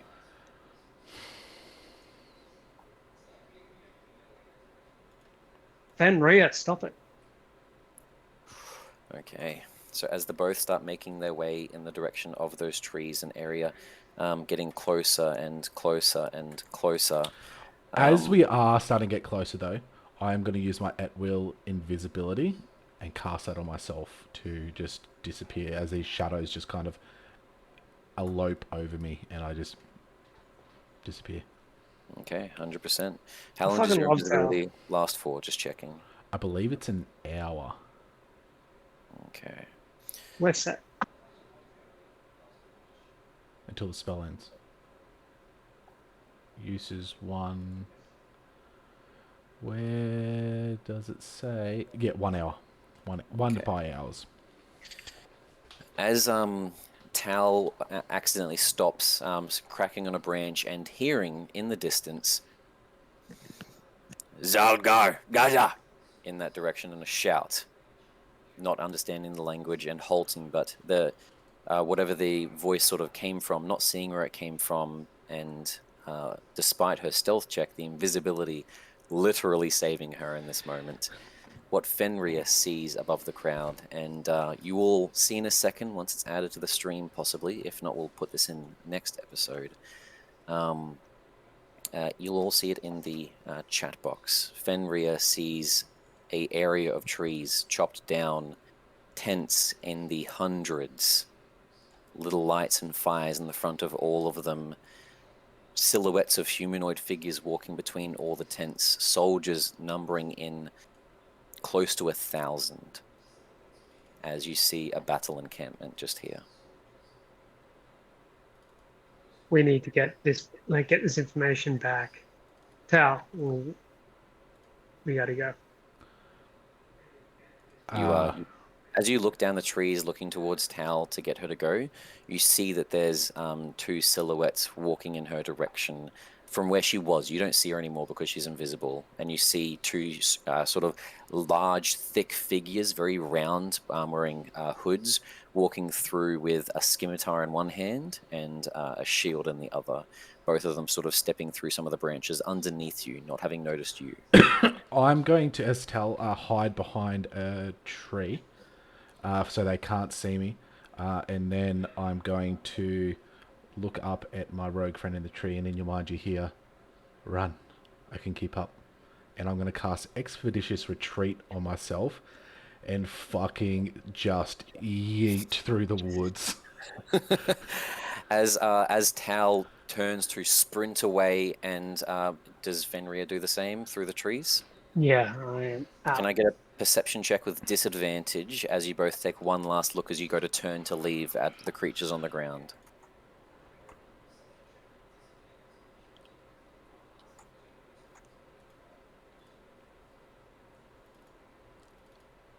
It's a 10 with Fenrir, not too bad.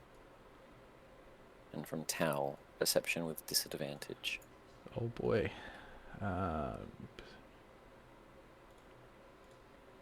11. Tal and Fenrir both see glimpses of the same thing. They both see, first of all,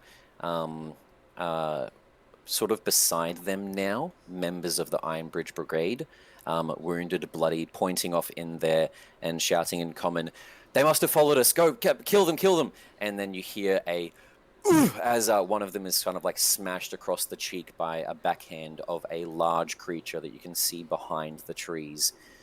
In front of the trees are the two silhouettes that were walking towards Tal, and now in the basic areas of light, what both of them see are those same green-skinned flying things, rippled, not even flying things, just rippled wings, large fat bodies of these grotesque lizard folk in faint bits of the sunlight shining through, holding scimitars and ripped hoods over their bodies. Behind them, you see a much larger silhouette, probably 2 times the size of those reptilian creatures, taller than Gregornis, standing about 20 feet tall, with the silhouette going up into the branches of the tree and the hand smashing the head of one of the Ironbridge Brigades as he sort of looks to the right, and you see a spurt of blood before your heads turn and start running. Jesus. So yeah, Did I'm I just... just... Yeah. action to dash, bonus action to also dash. 100%. Yeah, bonus Not being- action dash. Not being quiet about it, you hear the shouts for chase again in this language that neither of you understand, but it's instantly after about maybe 30, 40 seconds of running, the sound has disappeared as you guys have outran them, as they were not so much chasing, but searching through the forest, and you guys were not sticking around, just out of there. As Tal's running, she's going to knock him and give him the shuckers as she's running past. As she's running with him. You feel a tap on your shoulder, and then melding away from this predatorial invisibility, you see Tal sort of melds into reality with a shuckers sign in your direction. Fenrir can't help but just laugh, and he's just like, Sharka's right back. Sprinting back to town.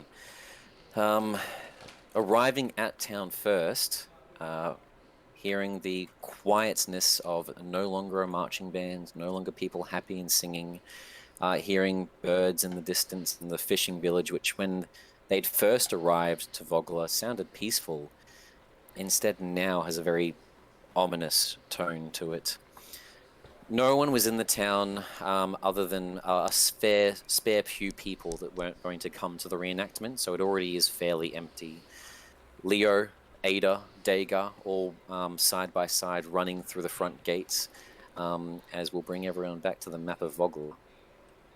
Running through Rivergate, seeing the castle of Thornwall keep to the right, the memory of the human that had been flung across the top, now knowing as Relena, the friend that you've all come to know, and better times than that. Running through the streets of the city with abandoned festival gear, strung up areas torn down, not because of combat, but just because of the merriment everyone had. Wine barrels knocked on their sides with wine on the ground.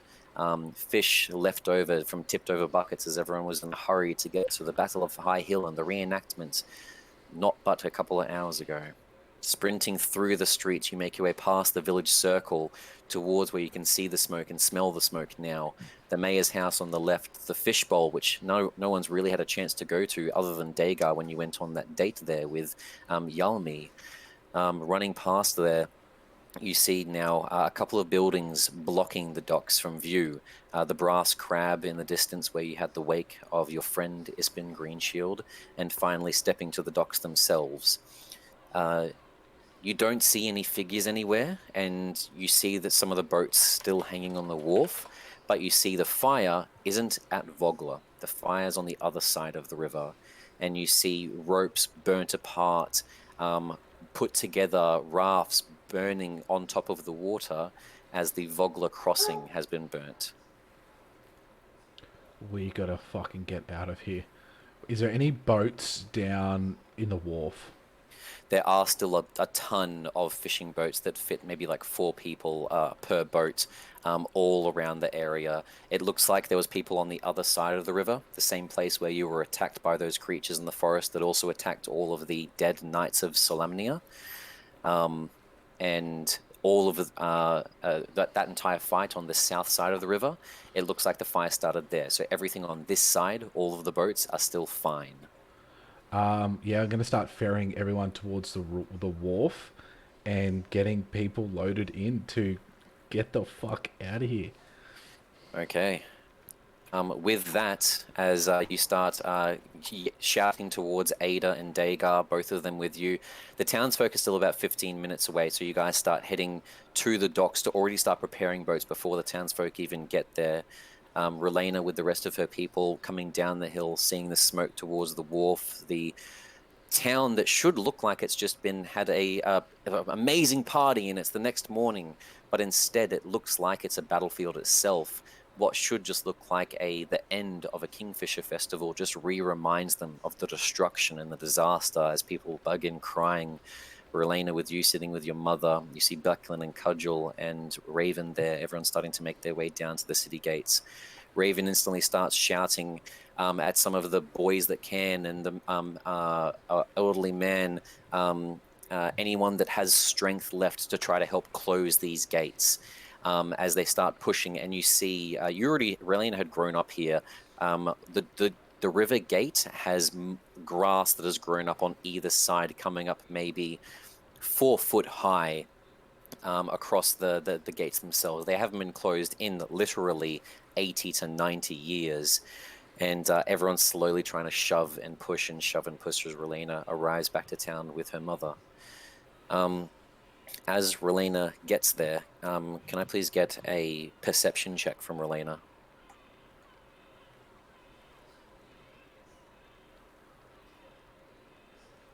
It's 10. 10. Relena only just now realizes, with the injured people that are being brought back, the maybe 300 people as she's been going around healing everyone, she hasn't seen Thorn. Do we see him at the start of the... He was in the grandstands. And with that, we're going to have a halfway break of food and drinks, and we'll come back after. See you all in about 10 minutes. Thank you for those that are watching. If you have been watching, if you could give us a like and a follow, and go give us a like and follow on YouTube, that would be great. We have reached 50 followers, but we always like to know more, so very shortly we're going to be affiliates, which is exciting. But thanks for watching so far, and we'll be back in 10 minutes or so. See you there for what happens after.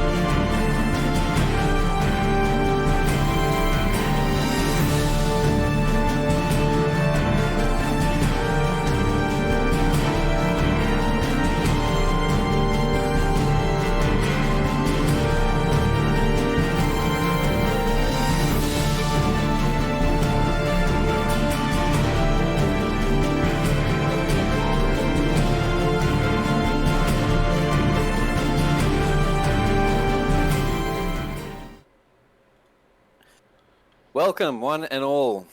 This is another one of our prayer sessions about the Midnight Summer.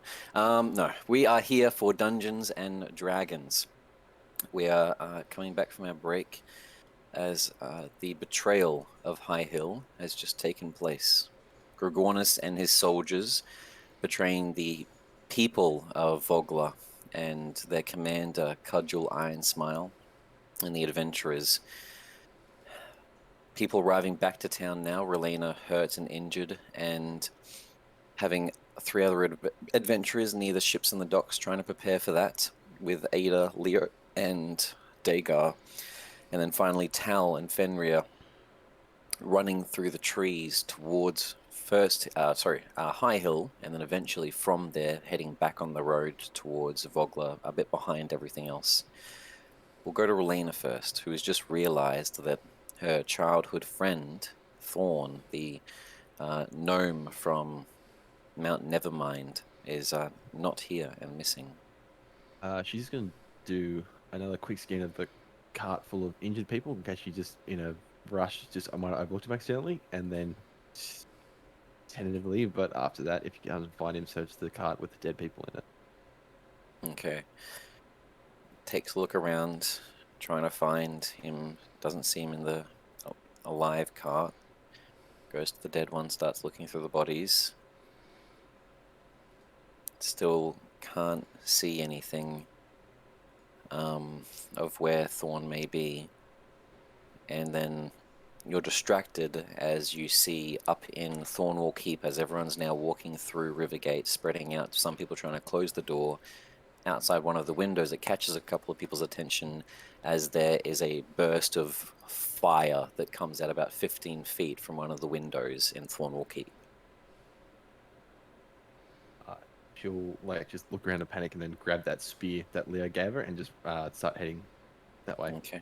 Becklin starts running with you, wondering what's happened. Derek not far behind, as all 3 of you begin heading up to Thornwall Keep. You see that the door is already left half open, and there seems to be muddy footprints going inside. You follow up behind. Derek turns left. Becklin turns right, and you go up the stairs towards Thorn's room, as everyone kind of just gives each other a silent nod.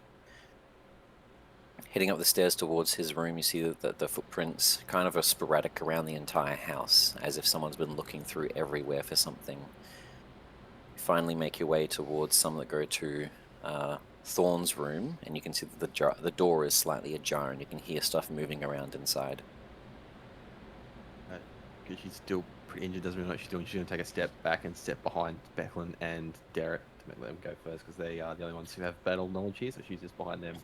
Well, they're still downstairs at the moment. Becklin is down in the library, and Becklin is down in the food eating area and looking through some of the other areas on the first floor, and Derek is doing the same, looking through the study and library and some of the rooms downstairs. Relena is currently by herself. Okay. Then, with absolutely no grace, she's going to shakily hold the spear really weirdly and shut the door open if she can. It slowly swings open, and you see a figure sort of standing in the room, and the stress of everything instantly reaches a climax as you hear, shit, fuck, okay, no, I need to not add that violin, and you see Thorn alive, working in his room with muddy boots. Oh, what are you doing? I'm altering things, changing things. My invention isn't quite finished yet, boiling the bath. I need to make sure that the bath water is boiled at a nice heat. Test it with your friend Fenrir, and you turn around and you see that his hands are covered in blood all the way up to his elbows, as he's kind of just shaking. She's just going to go up to him while he's all panicky, and just kind of grab both his hands and just look him in the eye and say, we need to leave. You need to get what you can, and we need to leave. We're all leaving. Get what you can. Breathe. And I can't. Give me a persuasion check. I can't leave. I told you I still have inventions I need to do. Inventions that need to be finished. I need to make things. I need to invent. 14. You grab his hands and just gently squeeze, not enough to hurt, but enough to sort of get his attention to look at you. He looks at you and Gnomes always speak very fast. One of the bits of lore for all of you about gnomes of Ansalon and in Dragonlance is they have a habit for always talking over other people. Not being rude, it's actually customary to interrupt another gnome talking to start your own conversation, otherwise they just never stop. Because of that, oftentimes when someone else is asked what they were about to say, they simply say, never mind. From that, the gnomes, as a general, started to have their capital in their town, the mountain that they came from in Ansalon, called Mount Nevermind. Instead of taking that as offense, though, they liked it as it showed that they had formed a culture around themselves, and they enjoyed the fact of it sort of talking about that sense of them being very fast-paced people, which they took pride in working on things. The same thing happens. You interrupt Thorn, and he stops for a second. This little gnome from Mount Nevermind, this boy about the same age as yourself, working on inventions, coming here, leaving Mount Nevermind to try to explore the world, breathes in. Okay. Where do we go, though? I was gonna, at the bottom of her dress, just start like kind of as best she can wiping the blood off his hands. And I was like, I don't know. Becklin will figure it out. She'll tell us where to go, and she'll find a safe place for us. And we just need to get away from here. We just get anything you can and anything you can carry. We just need to go. He's shaking, and as he's shaking, can she give me a medicine check on his hands and the blood that's sort of surrounding him? There's a couple of scrapes and bruises around his fingers and palms. 9. A 9. Relena doesn't piece the things together that her mother has taught her, and doesn't realize that it looks like Thorn has recently strangled someone.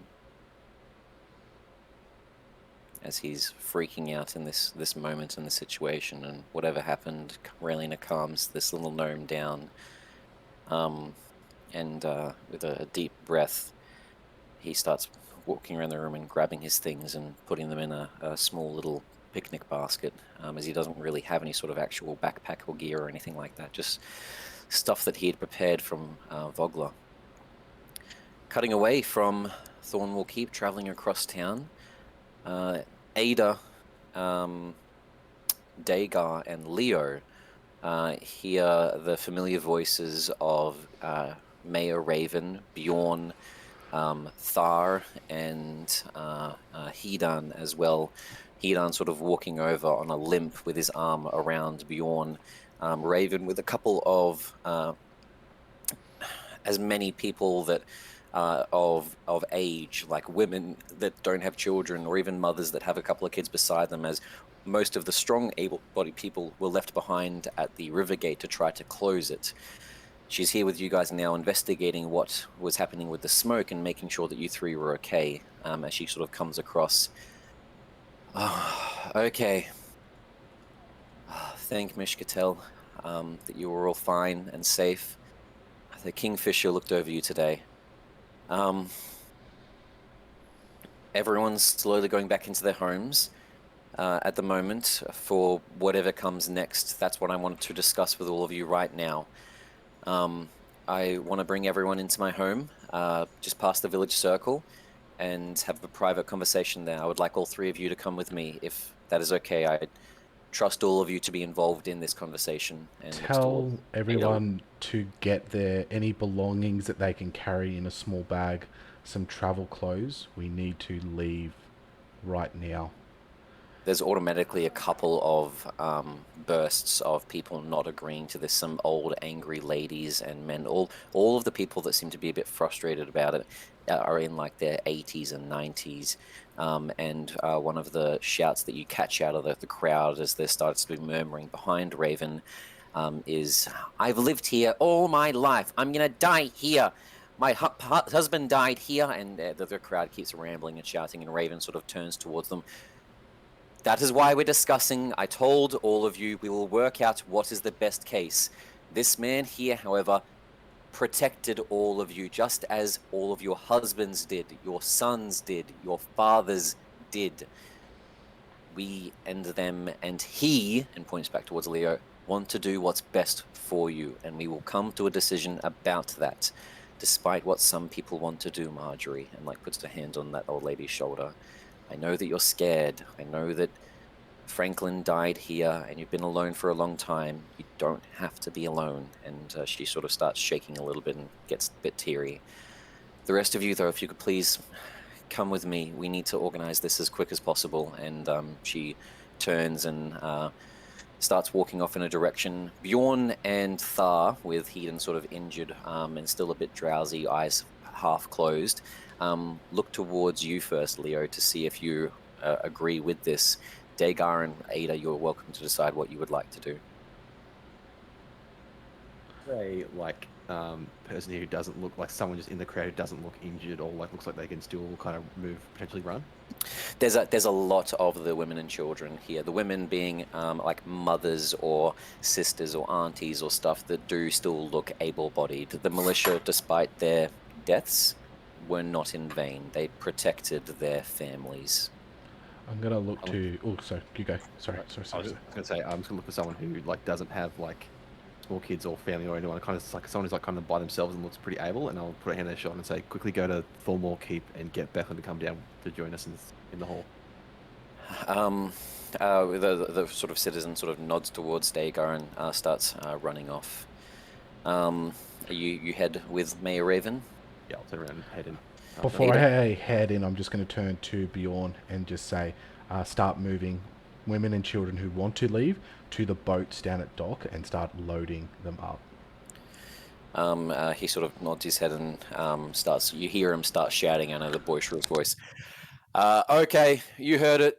Those that want to get out of here, and starts walking through the crowd using his size and body frame to sort of draw attention to himself. Ada, are you heading to Mayor Raven as well? Okay. Yes. You all head towards the mayor's house, just across, seeing the same decorated tree with banners and strings hanging from it from the festival, the Kingfisher Festival that just took place. Abandoned market stalls around the area, and start making your way in that direction.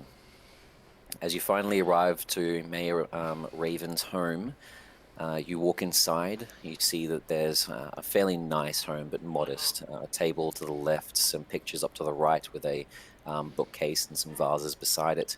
And through everything, you see the dining room table. And on the dining room table, you already see that Raven is walking across to some cabinets and grabbing out a scroll and lays it across the table.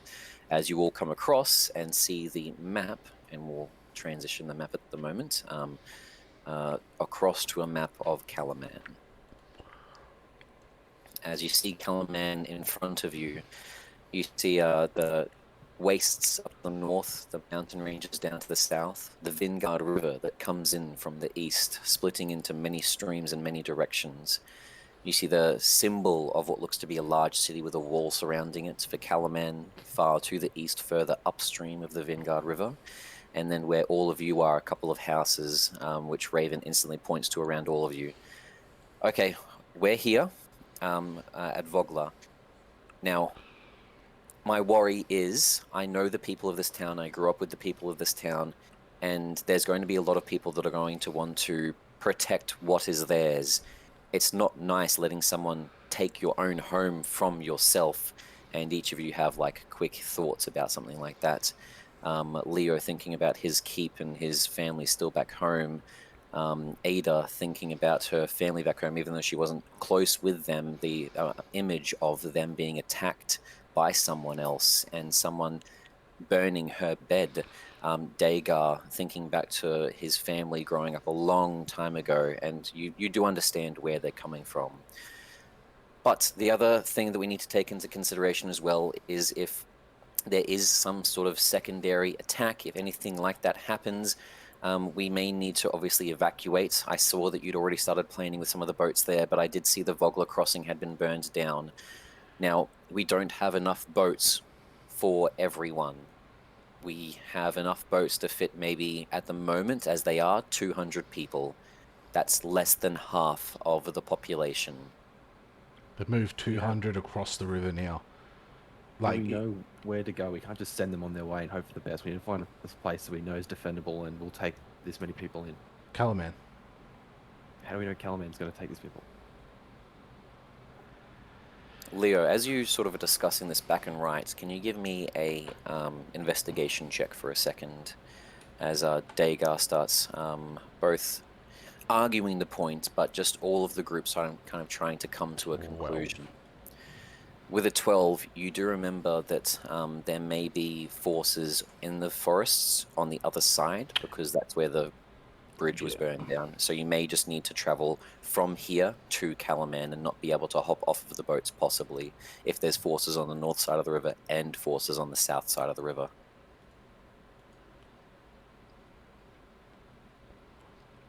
Raven sort of just sits there stunned, not really sure what to do. Do any of you have any ideas at all that we could possibly engineer? Calaman is going to be our spot. That's our place we're planning to take everyone. It's the closest. Well, if we prioritize the injured and the ones who can't walk as the ones that go on the boat, yourself, Mayor, will go with those people on the boat. Anyone who's still able, the other people who aren't injured and able to go with them, we'll put as many bows as we can muster on that with the boats, and they'll travel down to Calaman, and they'll probably get there before us, traveling on foot. But you, being diplomatic one, can hopefully do something to get Calaman to help your people. The rest of us. I do have someone that may be able to help get us into Calaman due to connections. And walking out of like the bathroom, cleaning his hands, you see purple cloth with teal outlining and gold boots. Bakaris, Uth Edwald, the father, balding on his head and a gold beard around the sides. Yes, I do have connections down in Calaman, and I can easily make sure that the people are protected, as my family's proud name has always done. So you're not fully useless then? Well, unlike some individuals, money does make good things come about sometimes, and I know that the fishermen of this village will not be able to open such doors as that. So, as sly as you want to be, old man, you need me. I'm going to punch him in the nose. Not super hard, but like enough just to know, like, you're an idiot. Give me a an unarmed attack roll. It's going to be a natural 20 for sure. I hope it is. Last second, and then be like, "Oh no, stop!" Oh, please don't do that. No, don't do that. 13. A 13. A 13 clocks him in the nose as his nose starts bleeding. Raven quickly steps in between towards the either of you as it tries to tell both of you to stop, and you hear Bakaris shouting, "I don't have to help jack shit if I don't want." Blood starts sort of running down his beard and his golden facial hair. All you filthy people can die, as far as I'm concerned, if you're going to act like that. Is that what you want, huh? Push Leo back and just like get closer and be like, "He's a fucking prick, but we do need him." And I'm gonna just push him back and then get in between him and the fucking piece of shit. I like do it like a big smile, and my moustache just kind of smiles up, and I thought I was the level-headed one, and give him a little pat on the shoulder, and then I'm gonna leave before I kill him, and go help with the evacuation. Okay, 100%. You storm out of the mayor's room, but I've already said your part about how this possibly can go in a positive frame. But with the rest of the people inside, we're going to cut away from these people now to another group of individuals as we're back towards the river gate. Looking at the river gate, coming towards it from the path, we have Fenrir and Tau. As the both of you are sort of running down the path after whatever that gigantic creature in the tree line was that was about 20 feet tall, humanoid in shape with like 2 limbs at its shoulders, 2 limbs at its legs, a language that neither of you understood.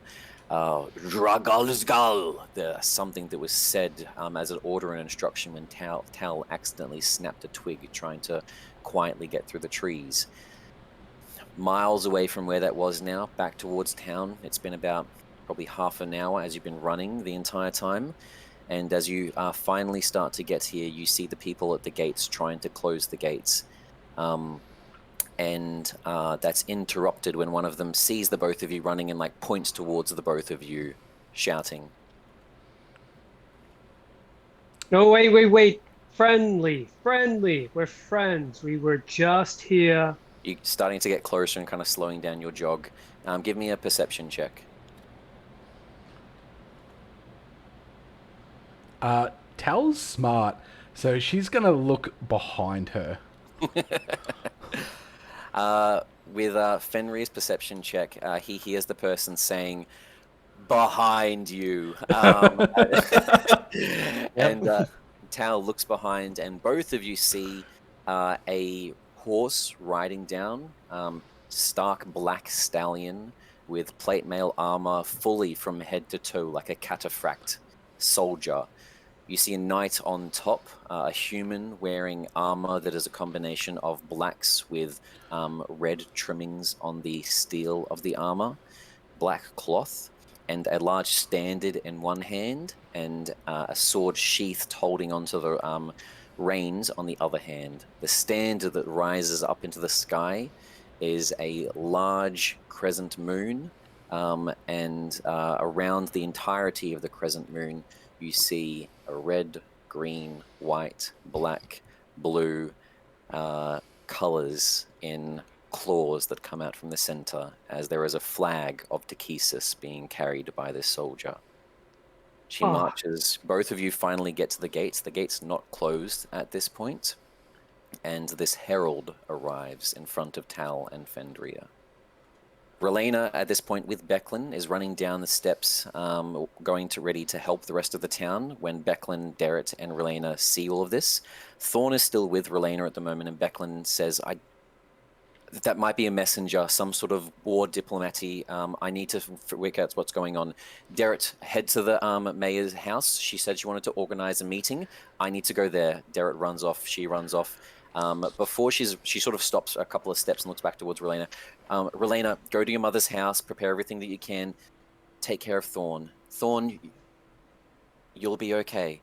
And Thorn's still kind of like hands shaking as he's holding your hand, this small little 3-foot gnome. What does Relena do? Follows the instructions or something impulsive? Yeah, I'm just gonna like kind of squeeze his hand and be like, "Come on, I need your help," and then I'm gonna start running towards my mother's place. Okay. At the front of the gates, Becklin arrives as the horse finally starts to pull up, about 15 feet away from Fenrir, Tal, and Becklin, and all of the citizens that are sort of crowded around as well, whispering. All right, guys, back up for 2 seconds. Yeah. As they left, can I just peek my head into where the shield was sitting? Is the shield sitting on the table? Oh, yes. With time reversing a little bit with Relena running through the room, what's your passive perception? It would be your perception, 10 plus 16. Whatever your perception score is. Perfect, 16. With a 16 passive perception, as you're running back down the stairs, you do still see Ispin's green shield still sitting on the table. She will grab it. Grab it. You grab the shield, hold on to it. Anything that can protect you at the moment. Relena's not a fighter. You nearly died before. This is protection, and it makes you feel safe. It makes you remember back to Ispin, the laughing, confident storyteller, friend of all of yours that died before this adventure even began. If it can be called an adventure, this survival. As you grab a hold of the shield, you feel a sort of strength coming from it. You're not sure if it's maybe Ispin's ghost looking after you in the afterlife. You can add to your inventory a +1 shield. As it looks like Ispin wasn't lying. His shield was actually magical.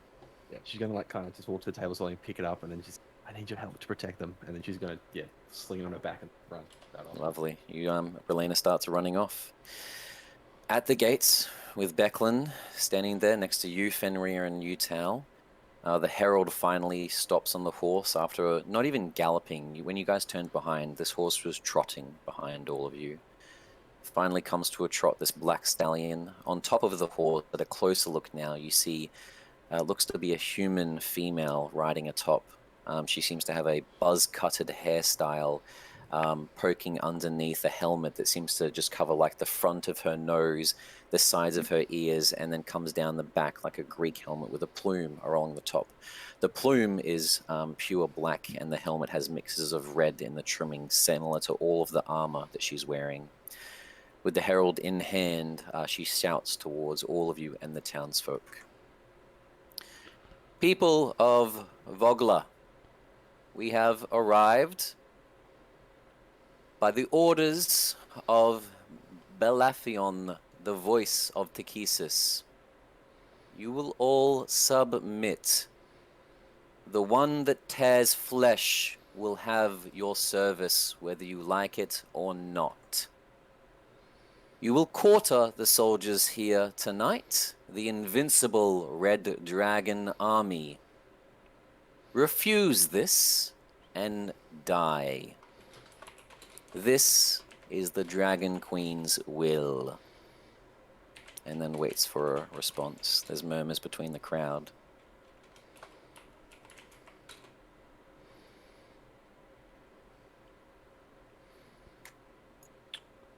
Becklin's kind of just a little bit shocked at the moment and is looking towards either of you, seeing whether you guys want to speak first or if she should sort of speak up as the protector of the town. Tal grabs Becklin and Fenrir and slowly starts pulling them like back further and starts pulling everyone further back. Give me 1 second here.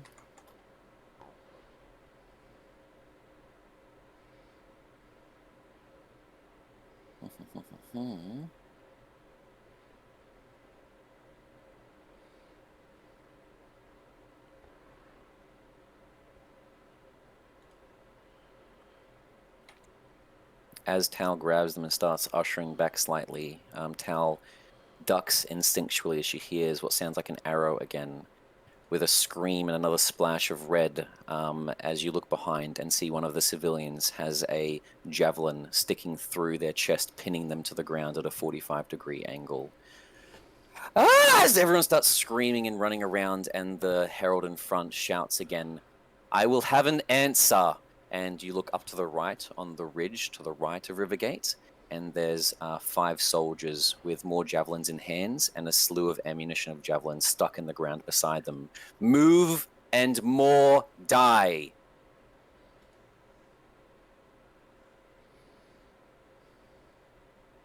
Will you allow the quarter of the mightiest army Ansalon has ever seen? This is an honor for you. And then she waits again. What does that mean for the good folk of this town? It means that you will give us your beds, your foods, and drink for the night. After that, we will be on our way. There need be no more bloodshed, no more loss of loved ones. Becklin sort of whispers towards both of you. I've seen what a quartered army does during stayovers in hostile territory. Murder, robbery, assault. There's a lot of bad things that can happen from an angry army in a place with people they do not care about. This could be peaceful, but it may also end up just feeding us right into their hand.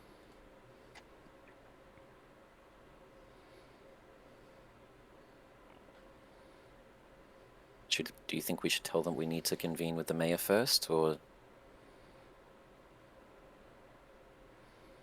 Can we get a moment to discuss this?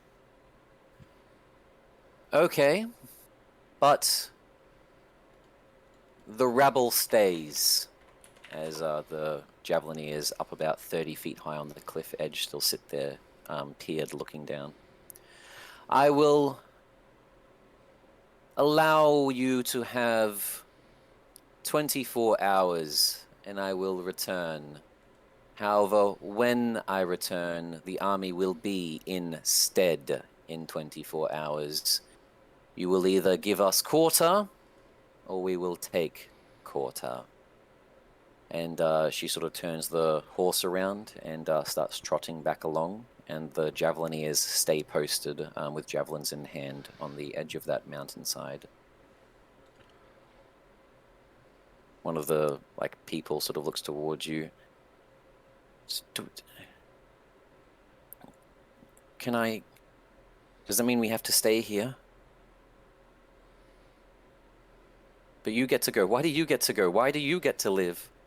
As one of the just people, a kender, a small little 5-foot creature with elvish ears, trying to be brave but doesn't understand why they need to die, looking directly towards you, Fenrir. You don't need to die. You just need us to give us time to plan. This is not to save us, it's to save you. Becklin steps forward and sort of reassures the same thing, mentioning that they'll go and speak to the guards as soon as possible right now with Mayor Raven and organize whatever they can and make sure that none of them come under arms. She'll make sure that she lays her life ahead of any of them coming under any sort of harm. With that, the Kender sort of smiles and sits down with his family of another child Kender there, and the people sit around the gates at the front of the river gates, not being able to close them in time and not being able to leave with those other members of the Red Dragon army standing on the cliffside. You, Becklin, and Tal begin to make your way back into town towards the mayor's office. Inside there, as you guys are making your way, both of you walk past, and at the same time, you see walking out with a very angry expression the large, broad-shouldered Leo, who sort of grunts and steps out a couple of feet of the doorway. Leo, can I have a word? Big smile on his face. For you, you can have many words. So I'm just, for cut long story short, just explain the situation to it. Yeah. We have 24 hours. And the expression across Leo becomes from happy of just punching Lord Baccharis to a somber realization of sobering him up. However, I do have an idea. Thorn, that's his name. He is good at blowing things up, correct? If we possibly, we house, just hear me out, say we house these soldiers. What if Thorn were to plant something or set something up within all of these accommodation spaces that I could then light some distance with an arrow? Potentially taking multiple out? With the hostages at the gate, I think we should just prioritize getting everyone out while we go take out those javelineers holding them hostage. Then once that's done, we just leave. Stepping out of the doors with a plan in action, Dagar, Lord Baccharis, Raven, all come out, having come to an agreeal at the moment that they'll prepare for an evacuation, but see if there's any sort of terms, as obviously they don't realize that terms have already been spoken. And Dagar, Lord Baccharis, and Raven enter this, and Ada enter this conversation, hearing the details. Could I please get from Ada a history check? Oh. No. Oh, natural 20. Well, I haven't. We know. It's. Yes. Oh, Are you kidding me? With a natural 20, that definitely helps you at the moment. As that you hear sort of what they're discussing, and Fenrir repeats the plan that he just thought of, you know that with magic, the best way that you fought things is slyly, sneaking up on them, getting the better hand on them. Unfortunately, as the plans are being discussed, the cliff face that these soldiers are on is just that. It's a sheer cliff face. and the only way to get up the hill is through Rivergate and that entrance outside of town. They would see you guys walking through there and most likely attack. Going through at night or trying to sneak through, they're most likely going to have the advantage on spotting you first and, unfortunately, not attacking you. They're going to kill more innocent people. You need to be able to sneak up on them somehow. It's a sheer cliff face, though. Climbing up that would be hard. You do remember seeing when you first arrived at Vogler a way that people got over to that cliffside, though. Yeah, a dodgy device that flings us. As you remember Thorn's invention of the gnome flinger. Fuck. Um, I love it. Let's do it. Toby's IRL frustration. yeah, no, that's a great play. How many like javelin bearers were there on the hill? There's Roughly. three, two, 4. oh, 4. Damn it. 4.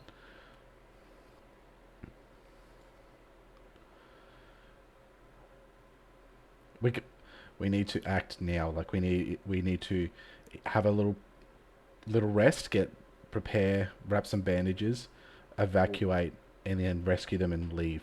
We have 24 hours. We have 24 hours, so we need to. Our best bet of getting out of here is getting as many people as we can on the boats and sending them out under the cover of darkness. That'll be the best way to them to go unnoticed while they're sailing down the river. Yes. If we can take, because what time roughly is it now, Dan? Like roughly. Is it? It'd be close to late dusk. afternoon? Yeah, it'd be like Close to 4 or afternoon? 5, right? Yeah, it's late. Yeah. Okay.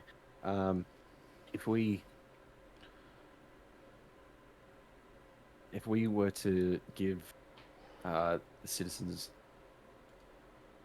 2 hours to gather whatever they can carry on the persons, get as much stuff as they can from their home, any valuables they have, whatever they need they can carry to take with them, get them prepared and get them to start loading onto the boats. We need to.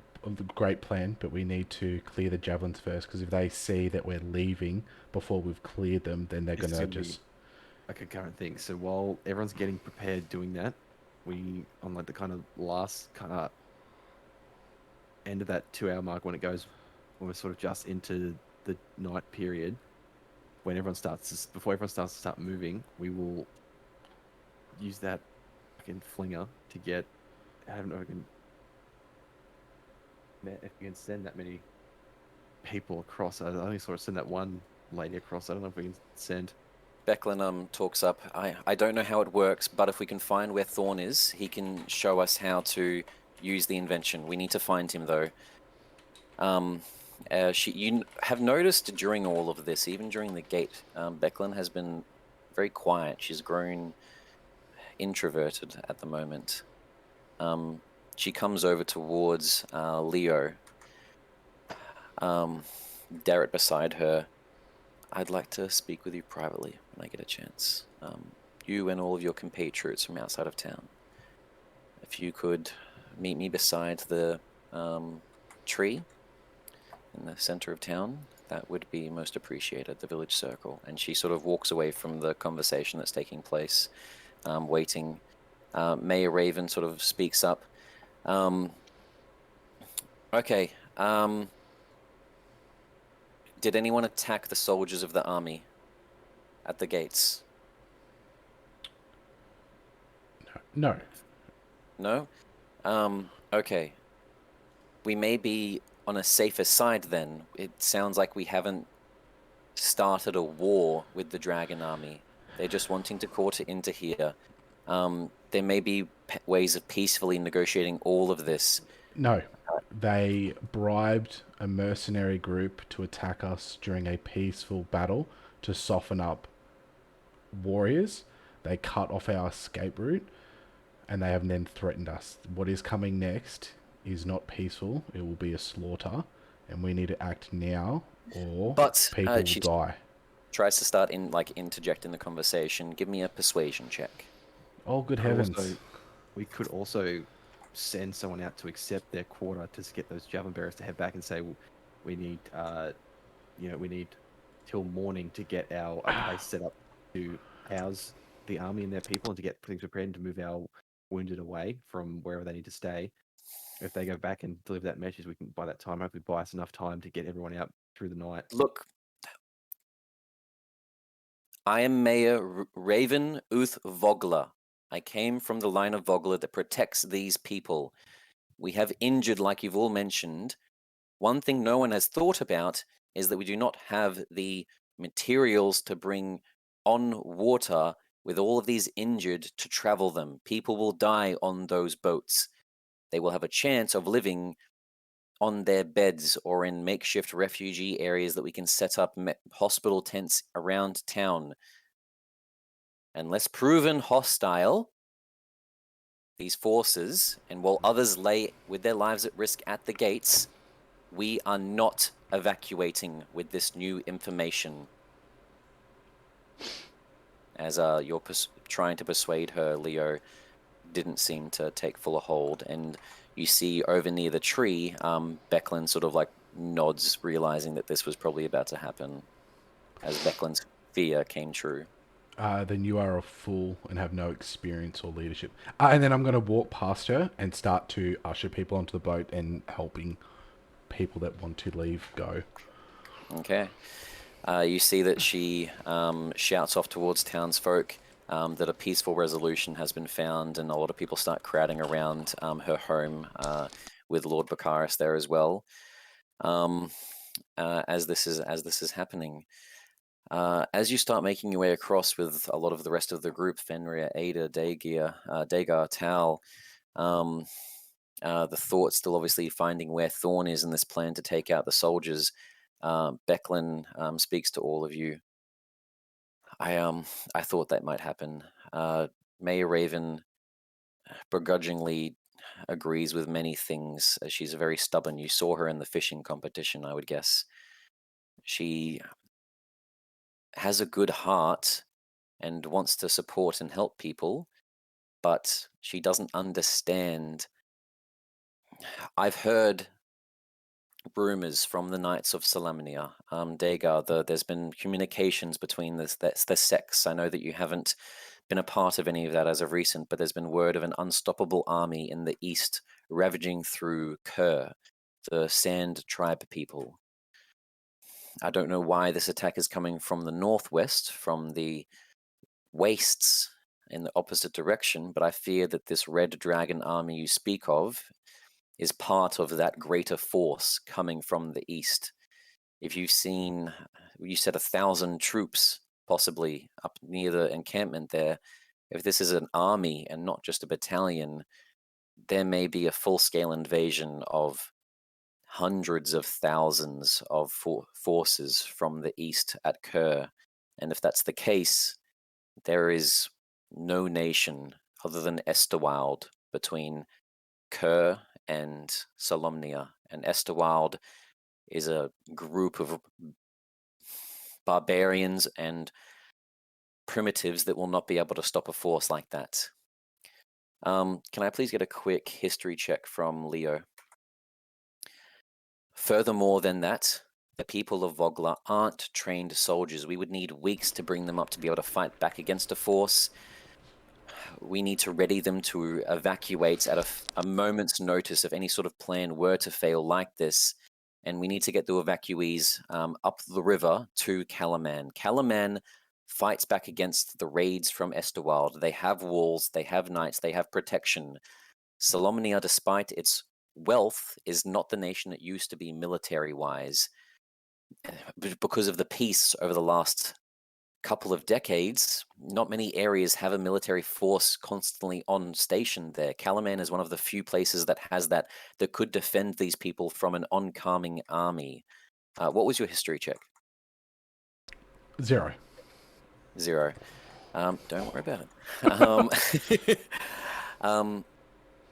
I agree with all of you. I will speak with Mayor Raven further and try to convince her. I know that she's probably not fully taking your wisdom under her information and consideration because you're an outsider. She's only just met you yesterday and she wants to protect the people and maybe assuming that you're wanting to just protect your own skin.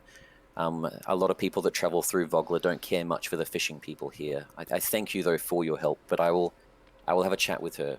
If you can do what you were going to say and keep preparing with the boats, that is definitely the best plan for now. And we will prepare that at 2 hours before midnight, the stroke before midnight, to abandon Vogler for good.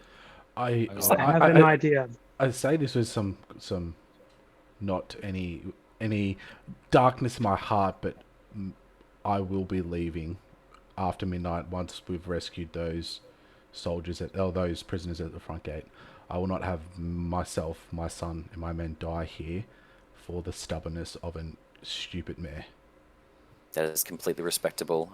I've had similar notions with members of the Knights of Solomnia because of the changing times. Hopefully, war is not actually coming, because the dangers that it brings means many people will have to make the choice you are making right now. Yes, and looks towards Fenrir. I have an idea. Fire away. What if we offered the javelin throwers ale, food? They would be there for 24 hours. Surely they'll get hungry. What if we poison them? It's worth an attempt, however. It really depends on, I guess, our ability to convince them and their shrewdness. But it's definitely worth a try. Do you think Also- they'll hate seeing us feed our own people that they're watching over at the gate, and then we can offer them? Poison takes hold of some people, not the others. The others could go and warn them that we're trying something. That is Doesn't lead to that does prove a point. If we take out the guards, we need to take them all out simultaneously, so not a single other soul is lost. I don't want that on my hands, and I know none of you do as well. Also, these abominations, the poison might not have an effect on them. We don't know. So it'd be a risk.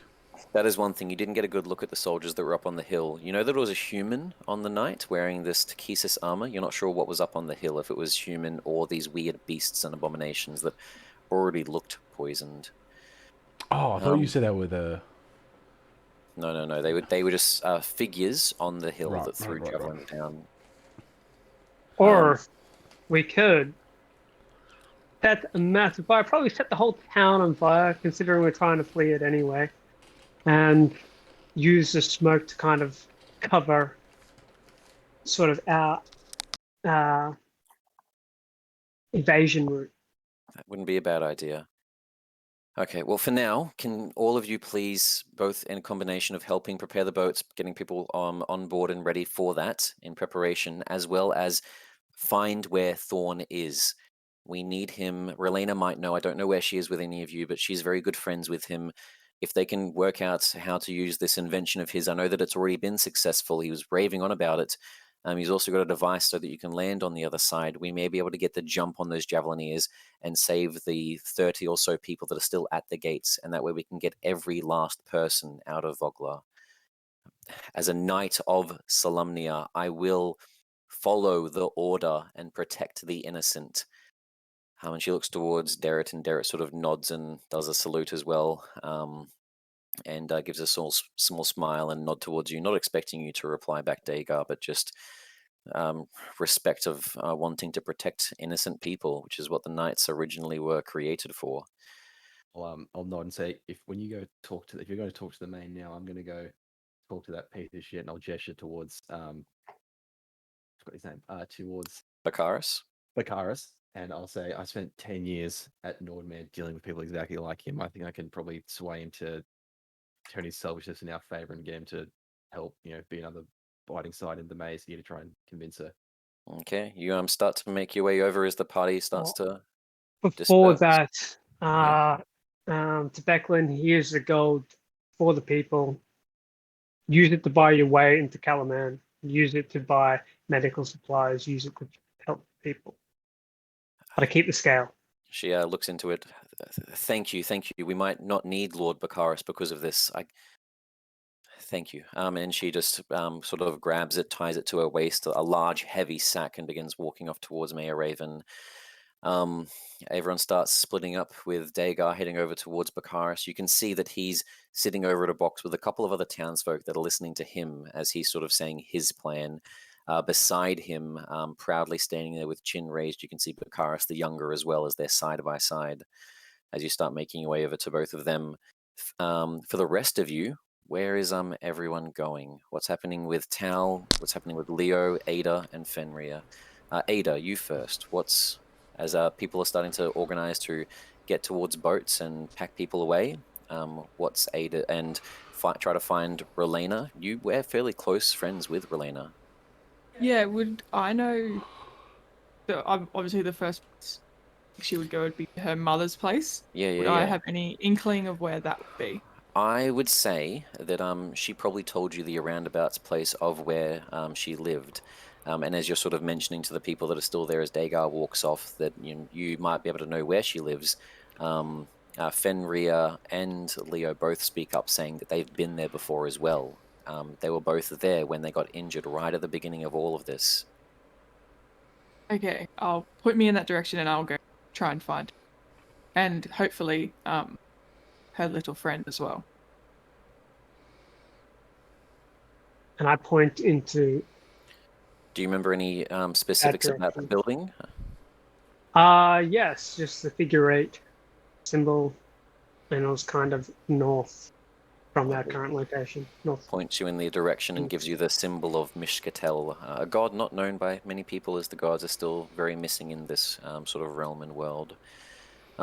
As that's all happening, a little girl comes up and sort of tugs on Tal's clothing. You cast magic and protected my brother. I saw the other one did it as well. The other girl, and that one as well, and points towards Ada. So obviously, she wasn't referring to Ada when she said the other girl. She was referring to Relena. How did all three of you learn magic? I needed to protect my family, and just sort of staring up at Tal. Tal's gonna get on her knees, and then just pop open her hand and use the light spell, cantrip, and then she's going to turn it away, and then she's going to get a little coin out, and then put the coin in her hand and cast the light spell on the coin in her hand, then close it so she's holding the coin and it glows, and then she's going to push it onto her chest, and then she grabs the coin, and as she's holding it, Tal hears her sort of turn back towards her family. I've got magic, and starts running back through the crowd towards her brother, wanting to protect her family. So cute. As she runs off. So Ada is going to head off in that direction. Tal, Fenrir, Leo. What is happening first with Fenrir? Thinking about Thorn. Before the whole hot tub idea, he did have an idea to make something that shoots flames. Yes. Not saying that it could help, but I'm saying it's a lot more than we have at the or a moment. sword. No problem. So you want to make your way towards Thornwall Keep and sort of scavenge around for wherever that device may be? Yes. Okay. Finally, Tal and Leo.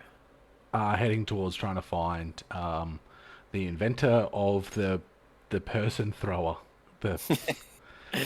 No problem. So you both start running off with Ada as well, heading north. Yeah. As each of you are heading off in your different directions, one way or another, Dagar starts walking over towards Bakaris. You listen for a while as you hear Bakaris. The younger is just sort of like a raven mimicking his father. I will protect you all. He will protect you all. We will fight back against this army and defend our homes. That's right. We're all going to fight. As the crowd that's around him of about maybe 15 people are starting to get spurred on by this. Kind of wait till there's like a kind of lull where I'm not interrupting His Holiness. And then when I get a moment, I'm going to like just put my hands behind my back like I'm in a more regal stance, and then kind of just before I do, just dust myself off a little bit more presentable. And then when there's a spare moment, I'll just walk up to him and just, Lord Bakaris, if I may have a word in private. It is another one of the adventurers who seeks my aid. Okay, no problem. I will grant you my time. You can all speak to my son, and he will organize some of the battle tactics. It has been deep in our Uthan blood that we have protected the people from Calaman first, and the mighty city with its mighty walls, as he's sort of got distracted and is still talking, even though you've asked for him.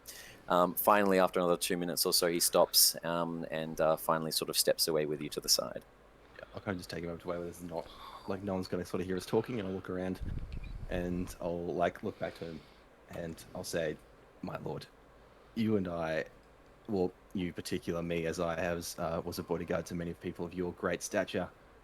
It's good that someone is finally treating me the way that I should be treated. The people in this town don't understand. No, and that comes to the reason why I brought you here.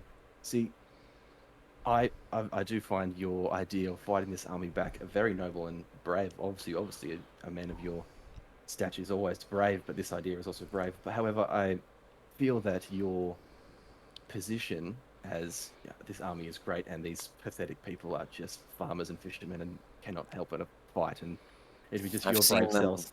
playing around at those reenactments, and they can barely hold a sword. They're drunken fools. Peasants. Nonetheless, though, we need to rescue them. It is my duty to protect them.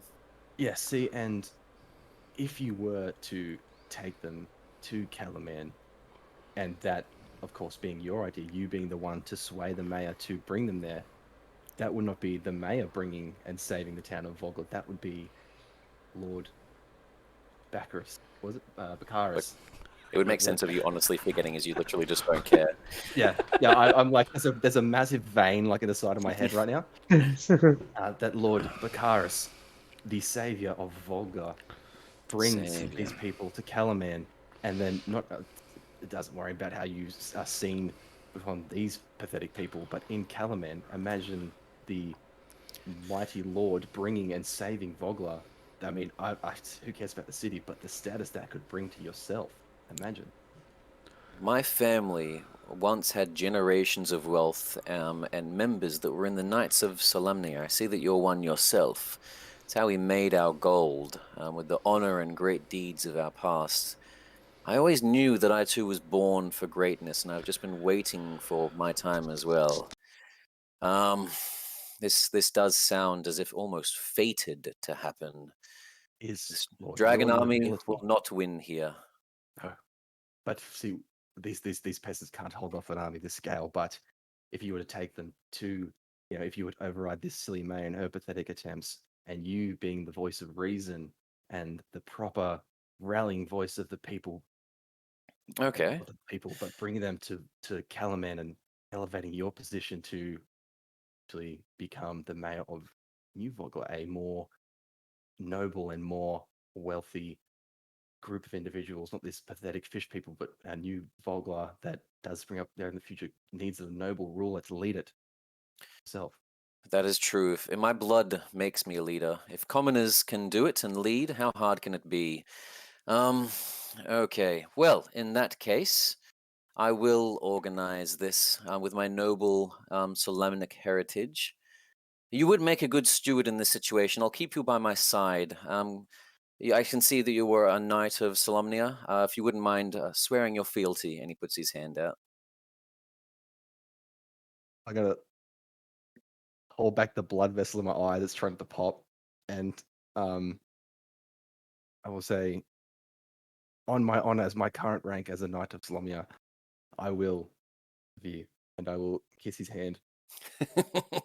You feel the wrinkly, sort of hairy flesh of his knuckles as you pull back, and he lifts his head up. And he walks over. Okay, there has been a change, and you hear the sort of grandiose conversation as he starts to follow around a corner, and then I'm going to walk around a corner, and I'm just going to throw my head against a building as hard as I can. As you slam it against the building with a crack, you pull back and go for another slam, but before you can, you're stopped by a very gentle hand on your left cheek. You look, and with a sort of blood running down her forehead, you see Yalmi with a sort of torn dress. It's okay. I heard all of that. You did the right thing. And she sort of pulls you in for a hug, putting your head on her shoulder. Ah. Yeah, I was just I'm glad to see you're all right. Sorry I didn't come sooner. There was just so much going on. I got it mind all over the place. The last thing that you hear is the mayor, who is now stepped away from Becklin, and it looks like having a small conversation with Bakaris, and the efforts of Becklin and of yourself, it looks like they might have pushed things in the right direction.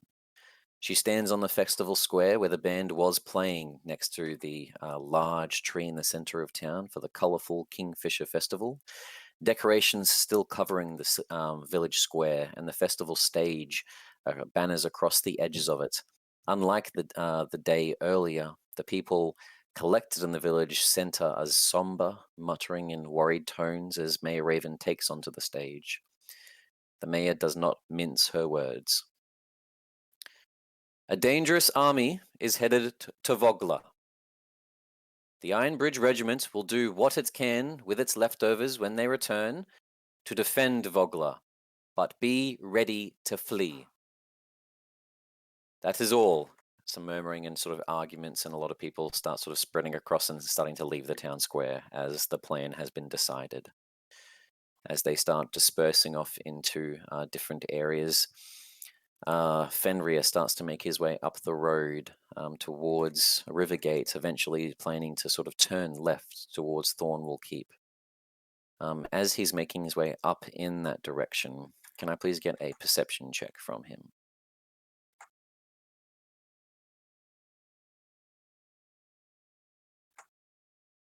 That'll do. 19. With a 19, as you're making your way up along at the sort of just intersection that would turn left to Thornwall Keep, and you can see Rivergate all the way up along the far edges. You look past Rivergate, up past High Hill, up into the distance of where the fight took place, and you see the smoke seems to be getting closer, arriving to Vogler. And for the briefest of seconds, as you're looking across everything, you turn back towards the Thornwall Keep, and your eyes glance in your peripherals to your side of where the Javelineers are meant to be. And far across in another section of the wall, hundreds of meters to the right of where they would be, overlooking Vogler, you see two mounted soldiers. Very far in the distance, this is hundreds of meters. One is holding a bandit and a standard, and the other one is sort of standing on the ground, not on a horse. And from what you can tell, they seem to be in grey armors from this distance, watching over Vogler at the moment. Seeing it, sort of rubbing your eyes for a second, trying to get a clearer look at this thing in the distance. As soon as you rub your eyes, they're gone. I think I'm going crazy, but it seems like the same people that I'd seen across the river.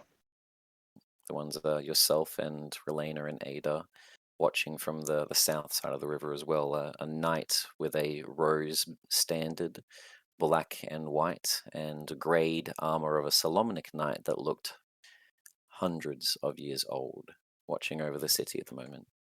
You turn and start to make your way towards Thornwall Keep to look to this invention. Running through the streets towards Relena's house, the northernmost house pushed up against the cliff. Leo, Tal, and Ada run. In the center of town square, hugging his new love at the moment, Yalmi and Dagar sort of just embrace each other for a breathe and a moment to sort of have a break. Relena at her home prepares ointments while sitting Thorn down on her bed to calm down, not realizing the importance that not only her magic is about to take place in this world, being chosen by Mishkatel, but also her little friend right beside her and his very first invention that ever worked, possibly saving the day in this situation. As everyone's running off in their different directions, Ada, Tal, and Leo are running along the sides of the road when all of you are halted by a sound of almost like a, not that your characters would know, a jet engine starting up. As to your left, in one of the side streets of the city, you see a cloud of smoke begins riffling around like a snake eating its own tail. Black smoke with an empty hole in the center. All of you stop in your tracks for a second, and slowly shimmering through the black smoke, you see a sort of reflective surface appears, looking back at all of you. In the center of it, you see the reflection of all of you as if looking in a mirror, and then walking through almost like some fog now being visible in the mirror.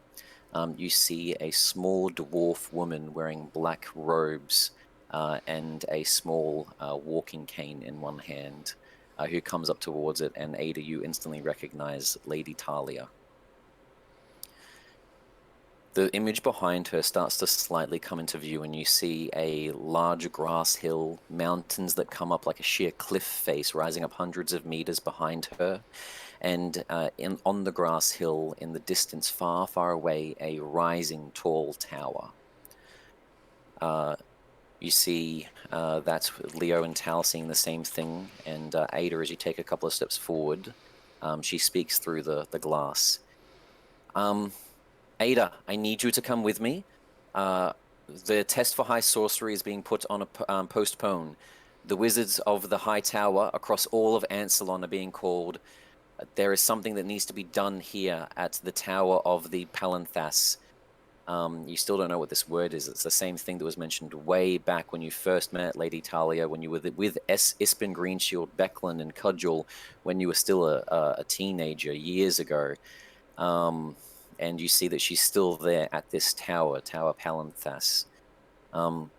She says, you may be able to help with this. The only other person that has been into the tower in hundreds of years is the person who is the greatest of our wizards.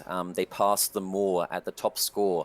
I overheard from the watcher of the Moor that you got the second score ever to be received. I don't know why, but you may be able to figure out what he figured out. And she pulls a hand through the mirror. As the only other person that did get number one, and this isn't just made up as, for everyone watching at home, Geordie this is our final session for now, that she'll be joining us as Ada departs. And in our prelude, we did speak about this, a Tower of Palanthas, an individual of a wizard that was there, but is now cursed, not allowing others to enter.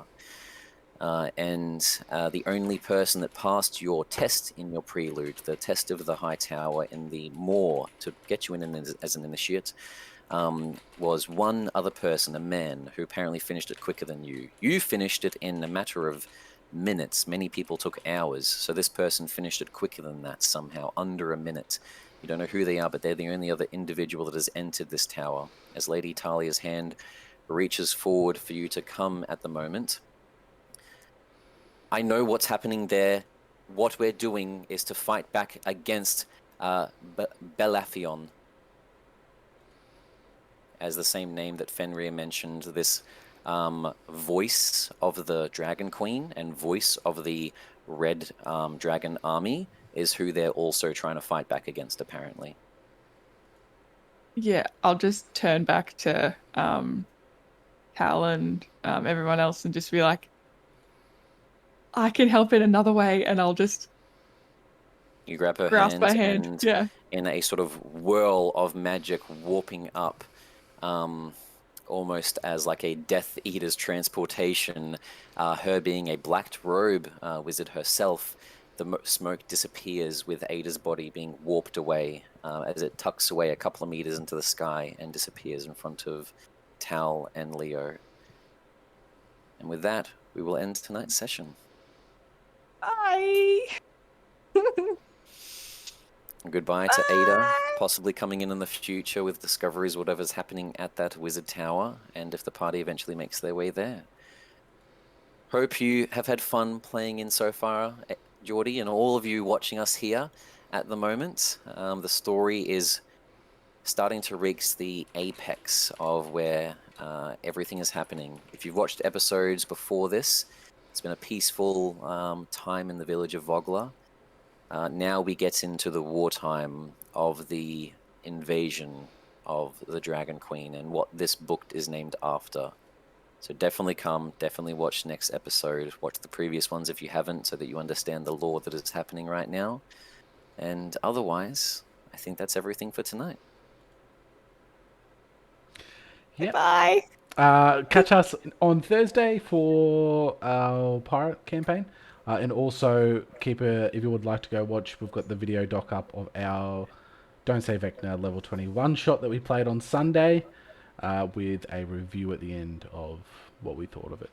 So definitely checking us out on Facebook, YouTube, Instagram, and also our other channels. And same thing if you're wanting to see when the episodes are coming out. We always post a couple of minutes or hours beforehand on our Facebook page with Hermes D&D. So thank you all for watching, whether it's now or on the uploaded episode later on. And we'll see you next time. Catch up. Bye. Ciao, ciao.